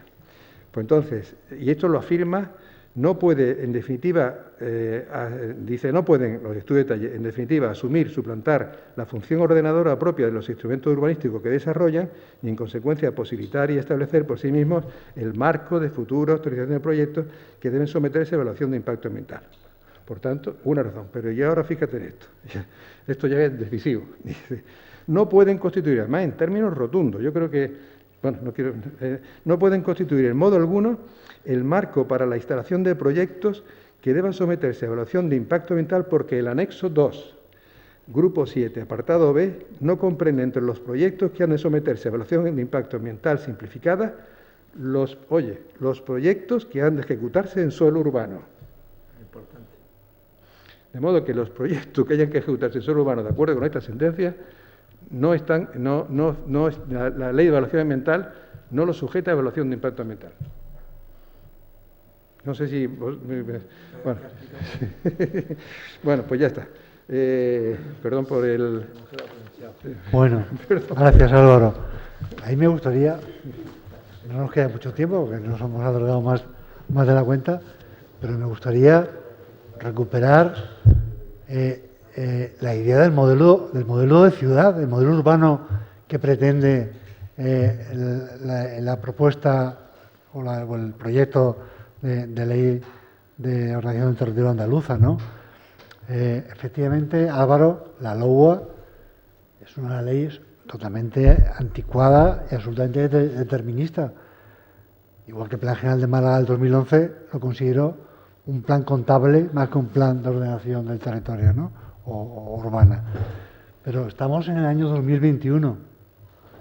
Tenemos nuevos paradigmas urbanos muy diferenciados de los antiguos. Y parece que o tenemos una LOGUA totalmente determinista o tenemos una lista que desregulariza totalmente el territorio y su urbanización. O sea, no podemos tener algo que sea equilibrado, porque a mí me da la impresión, la pregunta al final es ¿a quiénes sirve o a quiénes no sirve una ley del suelo? La ley del suelo o muchas otras cosas. O sea, las cosas se hacen en función de a quién sirven los intereses. Porque evidentemente, lo he dicho en la introducción, me gustaría que también me contestarais un poco a esto, ¿no? Da la impresión que con el suelo rústico y su capacidad de transformación, ¿de qué depende? Porque, según dice la lista, puede iniciarlo o de oficio o por el interés del propietario. Pero antes, cuando teníamos un suelo urbanizable, sabíamos cuáles eran las reglas de juego en las cuales nos limitábamos. Ahora, con el suelo rústico, en el cual se puede transformar o no transformar en función de intereses determinados, pues sinceramente huele a pelotazo total.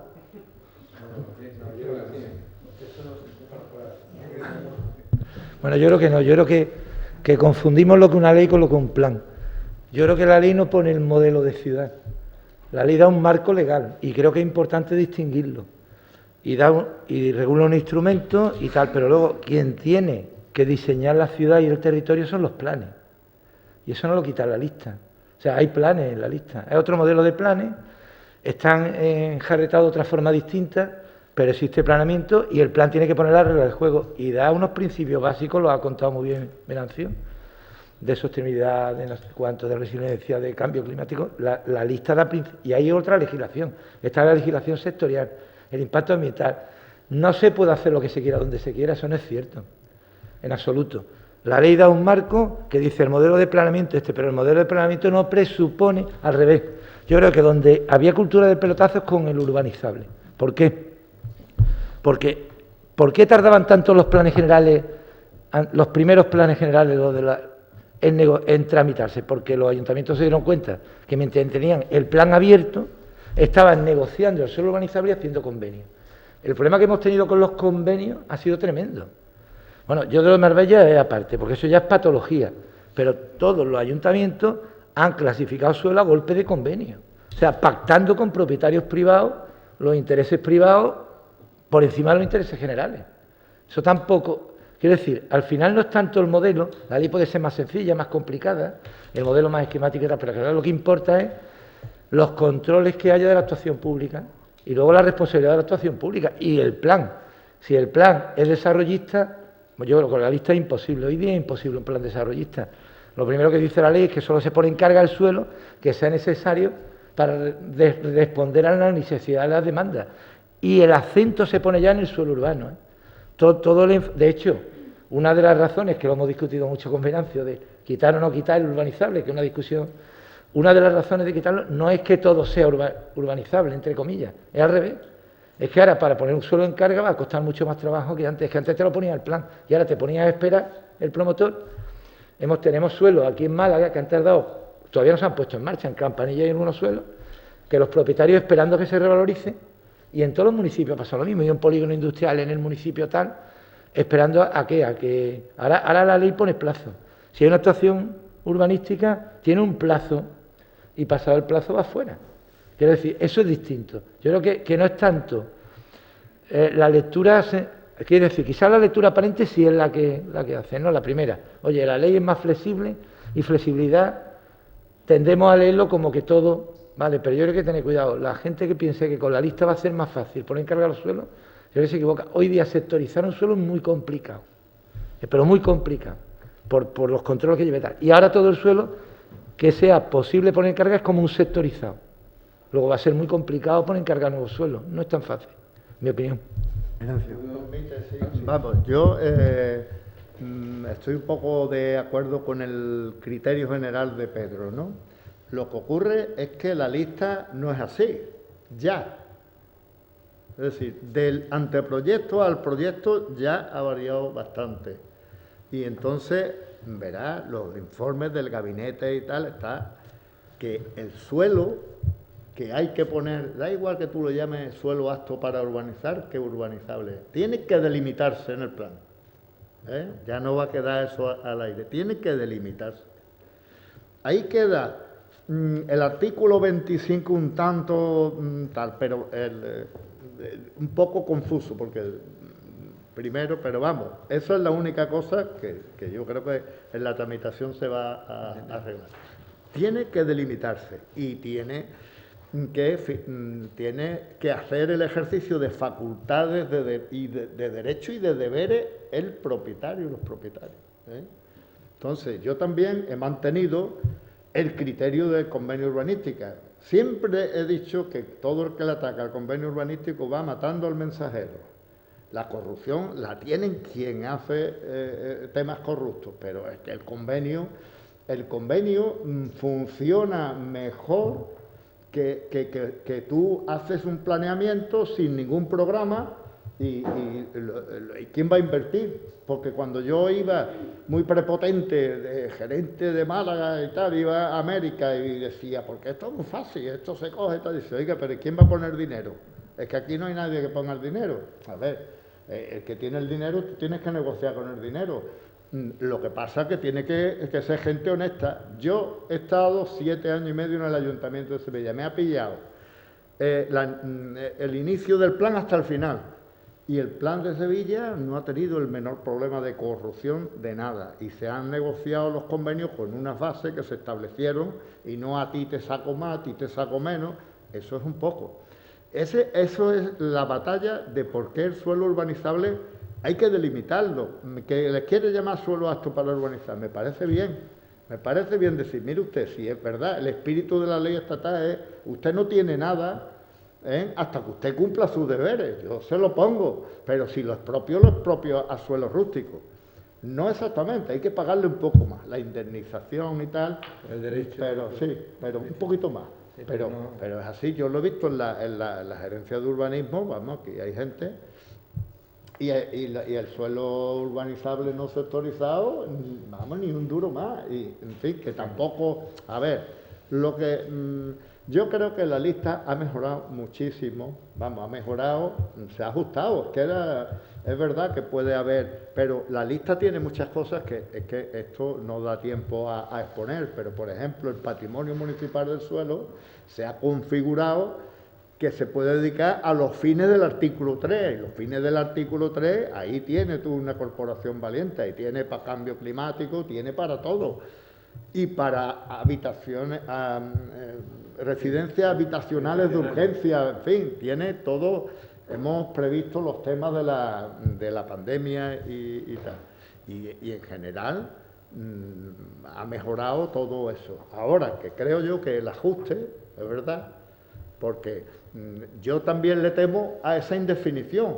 Es que como estaba, eso como estaba, que es lo que verdaderamente... Yo lo demás ya lo veo que todo es discutible. A mí lo que yo no aceptaba, porque jurídicamente entendía que además no era correcto, es que se pudiera hacer una actuación de transformación sin planeamiento y de nueva urbanización. Eso venía en el anteproyecto. En el proyecto no, porque los informes, que hay que leerse los informes del gabinete jurídico. Es que aquí, a ver, que esto, nosotros podemos decir, vamos a cambiar el mundo, sí, pero el mundo tiene sus reglas y... Yo me quería decir una cosa, Pedro. Sí, Álvaro, date el micrófono, seamos breves y Sí. para dar la palabra a nuestros amigos que están aquí enfrente, ¿no? Vale. Pedro, a ti te ha pasado igual que a mí, te ha pillado cansado.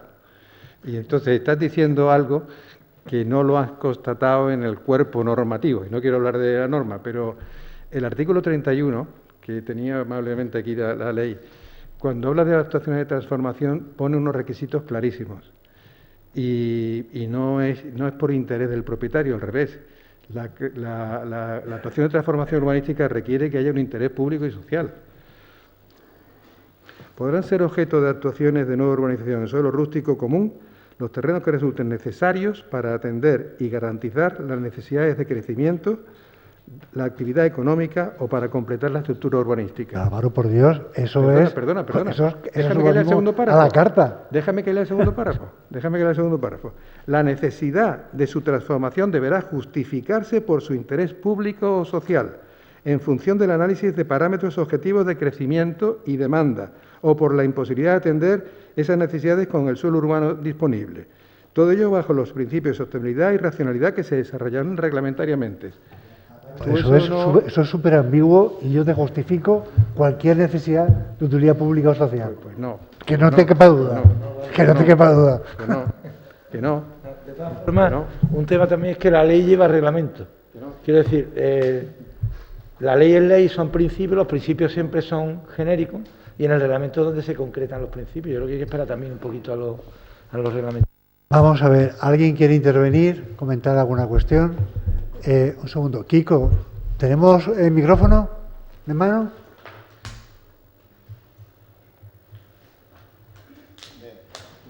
Mientras viene el micrófono quería decir una cosa. Creo que es de interés por lo que estamos comentando. La ley establece unas normas directas muy importantes. Quisiera recalcarlo porque se me ha olvidado decirlo antes. Esas normas directas valen para todo tipo de suelo. Y haya plan o no haya plan. Las normas hay que leerlas. Dice que hay que respetar una serie de conceptos jurídicos indeterminados y sin caer en ser un leguleyo. ¿Qué quiere decir un concepto jurídico indeterminado? Que el juez te lo puede echar para atrás. Si es una cosa discrecional, no. Pero si tú dices, por ejemplo, esto es utilidad pública, pues utilidad pública, hay una jurisprudencia negativa, positiva, y te dice, no, esto ni por su madre que me lo venga a contar, esto no es utilidad pública ni interés social. Ahí tenemos. Sobre el tema del suelo rústico transformable urbanísticamente, o sobre lo que es desregular, o lo que es flexibilizar, etcétera, etcétera. A mí me parece, es una opinión personal, por supuesto, pero que estoy de acuerdo con muchas cosas de las que he oído aquí, de que nunca ha existido en una legislación urbanística mayor rigidez a la hora de poner en marcha un suelo urbanizable o rústico transformable, como se le quiera llamar en la práctica, que cuando llegue la lista. Es decir, porque yo hasta ahora lo que he visto en los planes que he tenido la ocasión de intervenir, en los que he tenido la ocasión de informar y de aplicar, es que una enorme extensión de suelo ha salido ordenado o sectorizado, mejor dicho, en el planeamiento general, poco menos que en barbecho, para que efectivamente a los 20 años de vigencia del plan se hayan hecho 4 sectores de los 30 que se habían programado. No ha funcionado, aparte de la especulación, aparte de 20.000 cosas. Eso no he sido yo, ¿no? Entonces, yo eso lo he visto siempre como un exceso de suelo no justificado, a pesar de que las leyes siempre han querido decir que se tenga cuidado, que se ponga el necesario, que se justifique, pero a nivel de plan general todo entraba. Es que tengo convenio, es que no sé qué, es que interesa poner el máximo, es que no, es que tal. Hasta que ha llegado un momento en que alguien con una visión estratosférica, por decir una palabra, dijo, no, aquí ya 40-30. Y ya está. Y lo del 40-30, pues eso es la regla de juego para ordenar la ciudad. Para ordenar la ciudad, bien resuelta, bien crecida, y hago un 40-30 y me cargo todo lo que haya que crecer en sitios, en algunos municipios, en otros no tenían problemas, pero a los pequeños municipios, a los medianos municipios, evidentemente los colapsó absolutamente por una razón no urbanística, sino numérica de 40-30 y punto. Y ahora llega esta ley, que se puede discutir muchas cosas, supongo, y que yo no voy a entrar en, porque no soy jurista y no tengo ninguna opinión sobre el tema técnico-jurídico de la ley, donde me encuentro, primera sorpresa, que no hay suelo urbanizable. O sea, que ya lo que había antes de mucho suelo urbanizable, coartado, con 40-30, o rigidizado, o flexibilizado, o como se quiera, todos los sectores que había, 20.000 fichas con muchos detalles, muchas cosas, ahora no va a haber ninguna. ¿Por qué? Porque la ley dice que el suelo es urbano o es rústico. No existe el urbanizable. Y que además el rústico... Bueno, sí.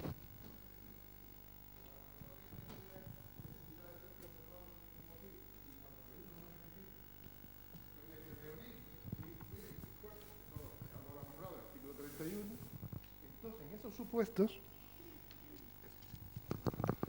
Entonces era yo, ¿no?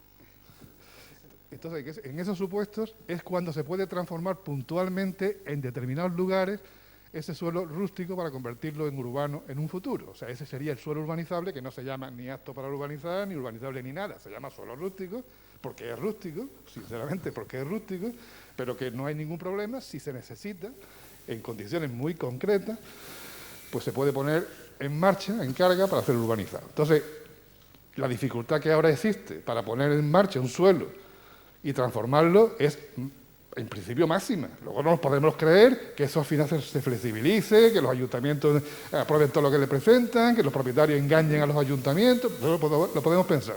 Pero de entrada, no ha habido nunca más dificultad para poner en marcha un suelo y hacer un plan parcial que a partir de la lista, porque no está el suelo preparado para ser urbanizado, no está sectorizado, salvo casos muy excepcionales en el plan general. No, digo cuando la lista esté aprobada. Me estoy poniendo en el supuesto que la lista ya está, ¿no? Entonces, en ese momento que esté la lista, no vamos a tener suelo urbanizable, vamos a tener unos planes generales que tardarán menos que los de antes, pero tardarán también, que van a decir 2 o 3 sectores de suelo urbanizable si lo dicen, porque la ley dice que lo que se pretende es que no haya prácticamente suelo urbanizable, o suelo delimitado, suelo sectorizado. El que surja será por iniciativa de oficio o de un particular, pero demostrando por el artículo 31 que reúne una serie de requisitos y además vigilado porque la administración se supone que es madura y dirá, no, mire usted, lo que usted está proponiendo no me lo creo. Y además está en mitad del monte, o sea, no, tiene que ser esto. Por lo tanto, yo creo que es una dificultad ahora mismo, cuando se apruebe la lista, para poner en marcha un suelo que objetivamente incluso pueda ser urbanizado, tan complicada, o casi tan complicada, no va a ser tan complicada, pero casi, que la actual innovación de planeamiento para proponer en un suelo no urbanizable que se pase a urbanizable. Se han hecho en los últimos años algunas, y en algún tiempo atrás, muchas innovaciones de planeamiento, en las que se ha propuesto crear un sector de suelo urbanizable en un suelo no urbanizable. Algunos justificadamente y otros no tanto. Y eso es una complicación, eso es un trauma, porque hay que someterse a un montón de problemas. Y de la impopularidad además que tiene la innovación. Bueno, pues ahora se va a hacer un trámite que va a ser parecido a ese, o sea que es dificultoso.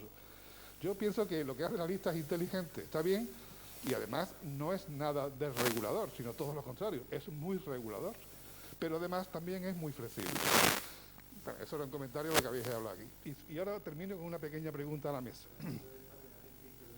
Bueno, si me permite, hago una pregunta y la corto ahí, ¿no? Es que yo tengo la duda, al leer la ley, de que si el único plan, el único instrumento de ordenación urbanística que puede delimitar o dar criterios para delimitar actuaciones de transformación urbanística en suelos rústicos es el Plan General de Ordenación Municipal, porque leyendo el artículo 19, el artículo 25 y los 63, 65 y 66, parece que literalmente el Plan Básico de Ordenación Municipal y incluso el POU, el Plan de Ordenación Urbana, remiten al artículo 31, es decir, que se refiere exclusivamente al suelo rústico de control. Entonces, parece que el POU, le llamo POU porque ya he simplificado, ya me lo he aprendido, me conozco ya la ley bien, el POU y el PBOM, el Plan Básico de Ordenación Municipal, dice literalmente ese articulado que he citado, que pueden delimitar actuaciones de transformación urbanística, de nueva urbanización en el suelo rústico de control. Y creo que es una errata de la ley. Se ha corregido se ha corregido, yo sé que se ha corregido en el trámite, se está corrigiendo. Sí, en el proyecto está, en el proyecto que estaba mal. Había una referencia a cuál era el instrumento que delimitaba y no era la correcta. El plan urbano es de suelo urbano, no es de crecimiento, claro, no tiene lógica. Yo deduzco que solamente el plan de ordenación general de ordenación mundial puede delimitar atos y darle... Bueno, y me parece que la enmienda que he leído esta tarde es que no delimita, que propuesta de delimitación. La idea es que el plan general haga las manchas y la delimitación la hacen ya luego los planes parciales. Es un poco por donde van los tiros ahora, parece. Pero vamos, es un matiz. Se confirma eso porque es mi interpretación, pero exacto. Está errónea el texto del... Se ha corregido una de las enmiendas. Bueno, todo tiene remedio. ¿Quién quería más comentar? Una pequeña aclaración a lo que... La disposición transitoria primera A, tercera, dice, los ámbitos de suelo urbanizable del planeamiento general vigente tendrán el régimen de las actuaciones de transformación urbanística de nueva urbanización. El desarrollo sobre los suelos urbanizables no sectorizados requerirá de previa yata, pero estos se quedan de suelo urbanizable, aunque le llames como le llames, ¿vale?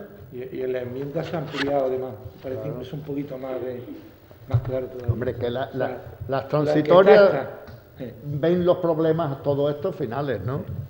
A ver, Carlos. Bueno, hola a todos y yo, bueno, quiero hacer una reflexión personal, apostar un poco por el urbanismo con mayúsculas.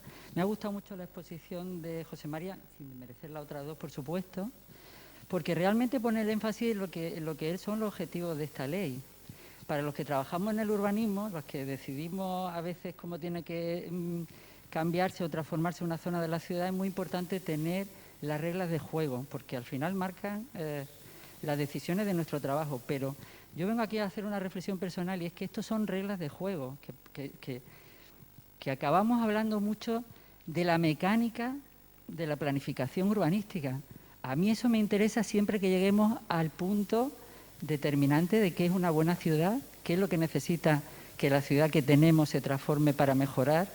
Y todo eso lo veo reflejado en la exposición de motivos. Me gusta mucho la exposición de motivos y lo que creo que hace falta, además de tener un desarrollo de la ley, como dice Álvaro, que se puede leer muy bien y que responde un poquito a los criterios generales, creo que el énfasis ahora mismo está en saber qué estamos haciendo con los reglamentos. Es realmente ahí donde la mecánica de todo este trabajo va a tener su eficacia.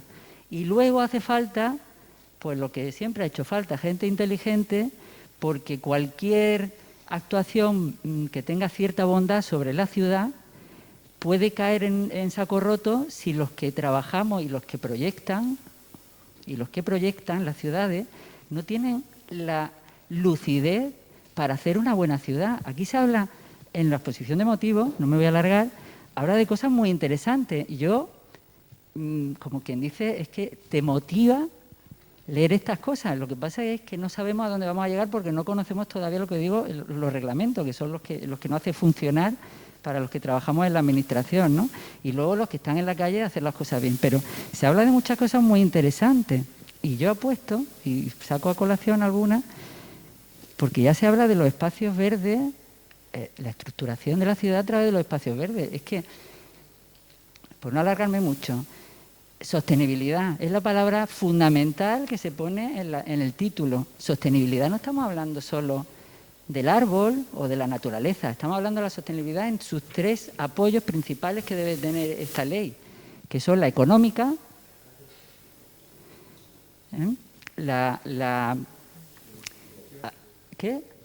la social, efectivamente, y luego está también la ambiental. Pero hay que definir estos tres criterios porque nosotros nos tenemos que basar cada vez que apostemos por una línea de trabajo o una alternativa de ciudad en que cumple esos tres objetivos. Bueno, no sé dónde estarán eso, pero supongo que se estará pensando. Pero otras cuestiones son el hablar de lo social, que hay muchas cosas aquí que aparecen y se describen y son muy, pues muy motivadoras, ¿no? Que yo creo que eso son las novedades, porque todo lo demás es la mecánica. La mecánica la estamos llamando, ahora se llama rústico, ahora se llama, bueno, y con ciertos matices que siempre lo habrá.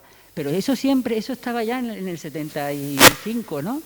Pero estamos introduciendo, o sea, como decía José María, nos estamos adaptando al siglo XXI. Y en el siglo XXI sabemos ya que hay una ciudad existente muy grande que se ha dispersado, que hay problemas de movilidad, que el coche lo ha transformado todo, ha esquilmado el espacio público y tenemos que tener las herramientas para ir retrocediendo, ir a lo fundamental, a lo social, a lo que mejora la calidad de vida de los ciudadanos, a reintroducir la naturaleza, a hacer de lo cotidiano lo importante, ¿no? El transformar los barrios. O sea, en Málaga tenemos una visión que es muy positiva, que hemos transformado el principal barrio de la ciudad, el que tiene la connotación simbólica de la ciudad, y estamos disfrutando de los réditos que nos está dando ese trabajo de 20, 25 años, que lo hemos hecho bien, gracias a personas que han hecho bien, no gracias a la ley, gracias a las personas que han traído los dineros y los han apostado por proyectos adecuados. Y eso nos está dando el rédito que tenemos, la transformación, por supuesto, de rehabilitación, todos esos criterios nuevos que no aparecían en el 75, o si aparecían, no lo teníamos definido. Y ahora tenemos otra, que es la cuestión de los barrios, y todo eso lo sabemos. Entonces, aquí tiene que estar para poder dar flexibilidad a que los barrios existentes, por ejemplo, el Cerrado de Calderón, que estamos aquí todos, pues tiene una serie de deficiencias, y la ley te tiene que dar unas herramientas para, primero, diagnosticar que podemos mejorar y luego dar flexibilidad para que si eso, fundamental en el interés público y todo esto, pues lo hagamos con cierta flexibilidad, porque ahora se nos rompe el castillo de naipes cada vez que tenemos que modificar pequeñas cosas. Bueno, y lo dejo ahí, en mi personal aportación. Y alguien parece que está bajando la persiana, ¿no? Por el sonido que se oye por ahí, no sé qué ruido es ese. Diego, y aparte de Diego, ¿alguien más quiere comentar? Vale, pues 1, 2 y 3 y cerramos. Diego, seamos breves. Rápido, buenas tardes. Quisiera hacer una reflexión y disculparme que me aparte un poco de la estricta contenido legal de la lista, que no quiero tanto hablar de eso, sino un poco también lo que decía, recogiendo un poco lo que decía Pedro del concepto de ciudad de proximidad, ciudad compacta, ciudad finita. A mí siempre me parece eso, algo de reflexión, el hecho de que una ciudad quiera diseñar su, bueno, no ciudad, las autoridades municipales, quien sea, ¿no? Quiere diseñar un poco qué quiere ser esa ciudad, a dónde quiere ir, los usos de la ciudad, y después ya siempre hay que ponerlo en tela de juicio o en un orden superior a que ya en este caso, o sea, la comunidad autónoma te diga que sí o que no. Puede ser así o puede que no sea así. Y también incluso lo que decía Venancio, que ya en Canarias la evaluación y la calificación ambiental, ¿no?, ya se está dejando a nivel municipal, ¿no? Entonces tenemos asumido que hay siempre esa comunidad, la administración regional, que nos va a decir si sí o si no seremos como queremos que sea. O sea, no tenemos esa cierta autonomía, ¿no? Yo no sé si es bueno o si es malo, no sé, una reflexión. Pero parece como que damos por hecho que a nivel municipal no va a haber unos técnicos buenos, y si lo hay arriba, ¿vale? Y igual de buenos pueden ser arriba abajo. Es como también siempre, me recuerda un poco qué pasa con Europa, ¿no? Siempre estamos diciendo, no, los presupuestos de España cuando lleguen a Europa tú verás cómo lo arreglan. O siempre viene Europa arreglando las cosas. Ya damos por hecho que son malos, ¿no? Bueno, ahí dejo mi reflexión, no creo ocupar más tiempo. Yo creo, Diego. Pedro, muy cortito. Sería mejor intervenir al final. Bueno, pero yo creo que contesto, porque es muy corto. Yo creo que esa es la apuesta de la ley. Es decir, los ayuntamientos, no puede estar tutelando la Junta siempre a los ayuntamientos. También es verdad que los ayuntamientos pequeños tienen medio, pero ahí están diputaciones. Punto. Sí, yo... Se oye unos pequeños comentarios. Lamento para el moderador porque son jurídicos, porque soy abogado y lamentablemente él quería más filosofía de la ciudad, ¿no?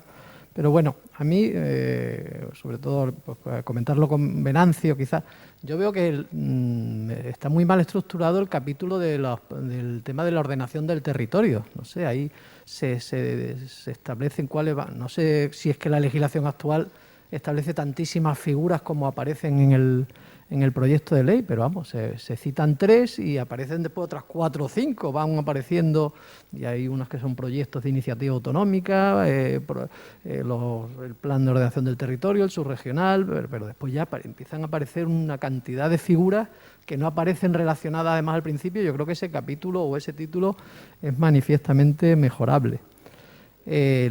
También la ley dice que simplifica mucho y ya a mí la exposición de motivos ya me parece larguísima. Vamos, yo le hubiera quitado 2 o 3 folios. Hay una figura que me gustaría también a nivel jurídico, que es el comiso. Yo no sé si eso se ha visto. El comiso, cuando se habla de las infracciones y de las sanciones, se habla de que se producirá el comiso de las ganancias obtenidas y tal. Se parece algo a lo de que la multa podrá llegar hasta el importe del beneficio obtenido, pero vamos, ahora ya se habla del comiso, que viene del derecho penal, que es que cuando le quitan los bienes obtenidos ilícitamente. No sé si una ley autonómica puede llegar a eso y si ya hay en alguna otra ley autonómica en la que exista esa figura del comiso. Y después ya en lo de la regulación de las...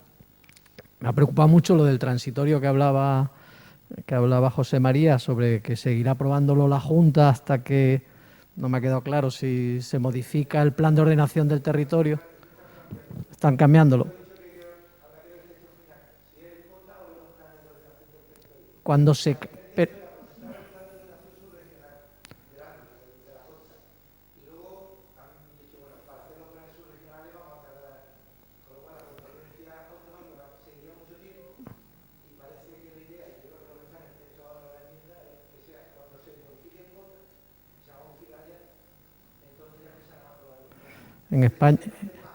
En España lo provisional se convierte en definitivo. A ver si no vamos a pasar muchos años siguiendo con el esquema. Y después, a nivel jurídico, cuando las edificaciones irregulares, todo el capítulo de... Bueno, que yo creo que está pensando en Marbella, que será el primer experimento, ¿no? O bueno, en general, pero...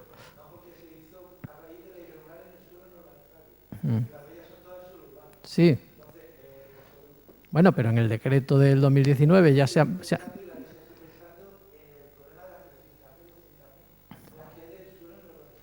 Ajá.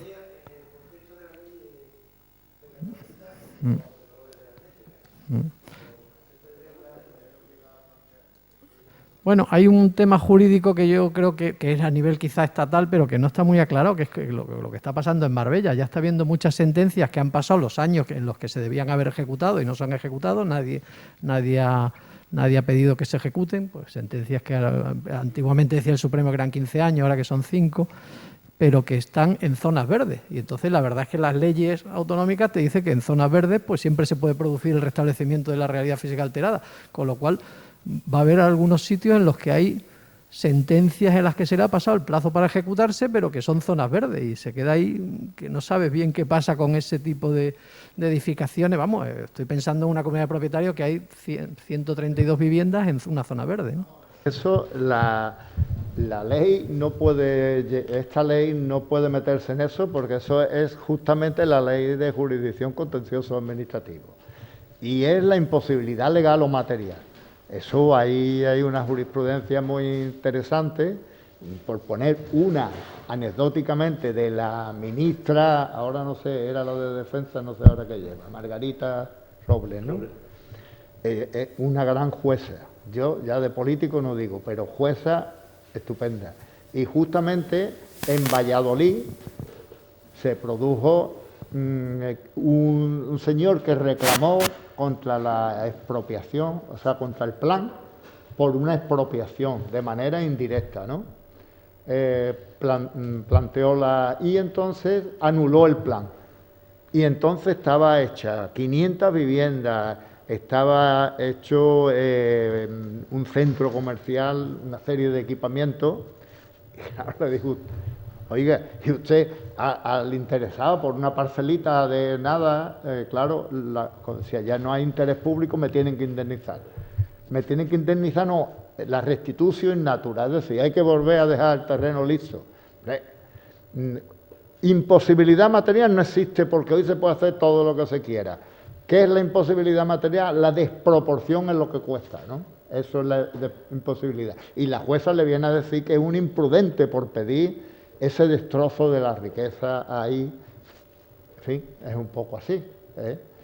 O sea que lo de los pequeños municipios que habían dicho ahí, la ley le dedica un régimen especial de planeamiento y también la Diputación está obligada a cooperar en el ámbito de la disciplina urbanística, que es un tema importante que los ayuntamientos pequeños no tienen capacidad. Después se conocen todos, es muy complicado para un alcalde y tal ejercer ahí la disciplina.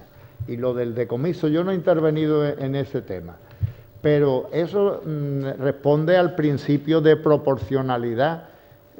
Uno de los principios que dice que tú no te puedes quedar con lo que, o sea, póngame usted una multa y yo me quedo con 30 metros más, ¿no? Pues se puede llegar en la sanción valorando hasta todo el beneficio que has obtenido, pero eso está ya en la ley, en la actual, vamos.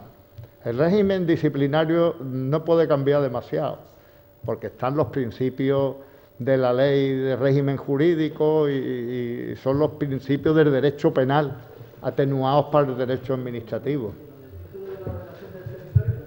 Estoy totalmente de acuerdo contigo. Lo veo que eso es lo que pasó realmente, vamos a la verdad. Yo creo que allí los que estábamos teníamos que correr mucho y era un tema que la ley estaba ahí, que tampoco nadie había... y se dijo, bueno, pues se incorpora y se procura y se hizo algo como esto de los criterios supralocales, que a mí me parece bien, pero yo confío en que en el reglamento ahora se pueda eso ordenar un poco, ¿no? Y sobre todo, por ejemplo, yo conozco un tema que tiene especial interés la Consejería, que es la gestión territorial. Para que funcione la ordenación del territorio tenemos que haber una gestión como la hay en el urbanismo, porque si no es papel mojado. Y creo que ahí va a haber, se piensa mejorar eso. Sí, nos queda una intervención y la de Álvaro, y nos quedan 5 minutos, porque la gente que trabaja aquí se tiene que ir.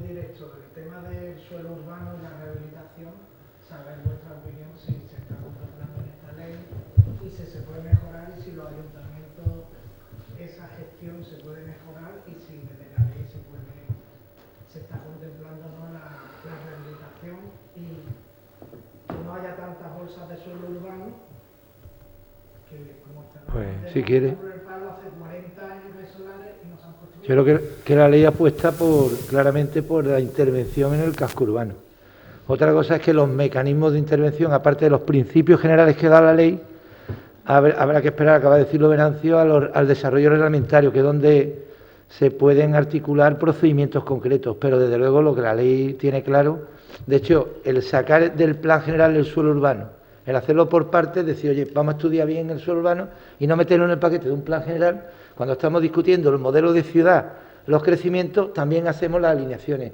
nos perdemos un poco, no sabemos a qué ni... Cuando está a varios niveles de trabajo, vamos, Carlos, y todo el que hace planeamiento lo sabe, te acabas perdiendo, estoy en este nivel o estoy en el otro, pero nosotros, que en Marbella, y ahí está Ana, que estamos haciendo el PEGON, Plan General Municipal, y el POU a la vez, claro, el salto de una escala a otra no es fácil, pero el acento y al final lo que más nos interesa y lo que más estamos echando el resto es en la ordenación urbana.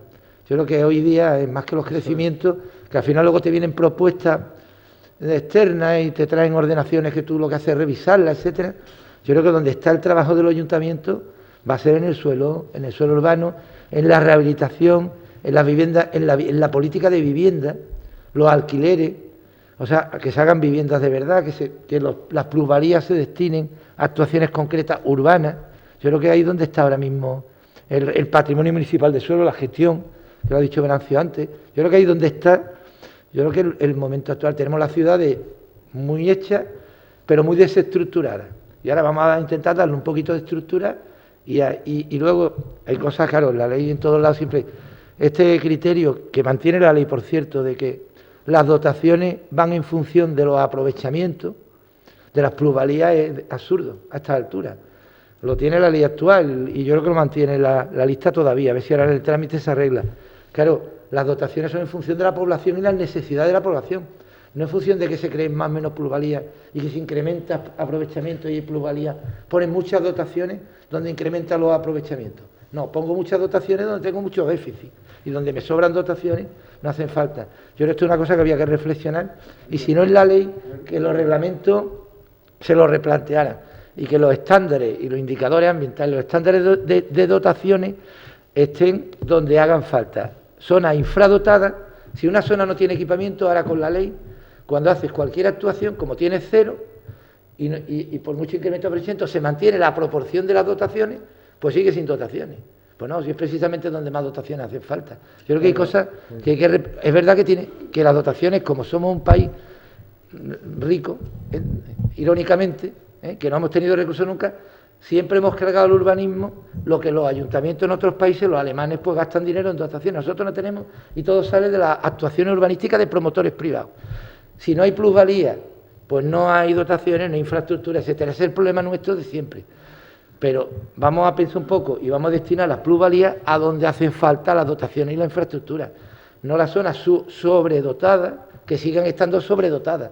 Y ese criterio de proporcionalidad, aprovechamiento de dotaciones, totalmente a extinguir. Vamos a ver si María, una pequeña crítica. Sí, pero, que yo Venancio, estamos fuera de tiempo ya, ¿eh? Bueno, y hay que cerrar el edificio. Muy bien. Déjame que diga una cosilla, porque quiero responderle a Carlos lo que planteaba Carlos. Estamos en una sistemática distinta. Las reglas de juego claras que tú decías que necesitabas para aplicar, ¿no?, ya no están. Esta ley se mueve en base a principios y los principios se interpretan y se aplican. Y habla de directrices, estrategias y criterios. Hemos cambiado el mensaje. Estamos hablando de flexibilidad. Ahora bien, que estemos hablando de principios no significa que no se puedan cumplir. Claro que se pueden cumplir. Y los juristas que estamos aquí sabemos que tú puedes llevar esto a un tribunal y ganarlo si llevas razón. Simplemente eso. Es decir, que estamos cambiando la forma de operar. Es importante. Nada más. Muy bien. Venancio, ¿tú querías comentar algo rápidamente? Yo solo comentar... Dale, Yo quería solo comentar que quizás la ley debía de haber puesto algunos estándares más, que solo ha puesto el 10% y el 30% de las viviendas. Algunos más debía de haber puesto, no dejarlo todo para los reglamentos. Entonces aquí tenemos que estar encima de los reglamentos, la realidad, pero ha quedado demasiado para los reglamentos.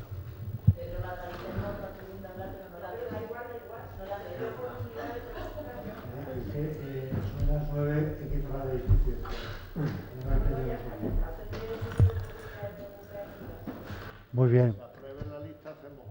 Sí. Muchas gracias a todos y buenas tardes.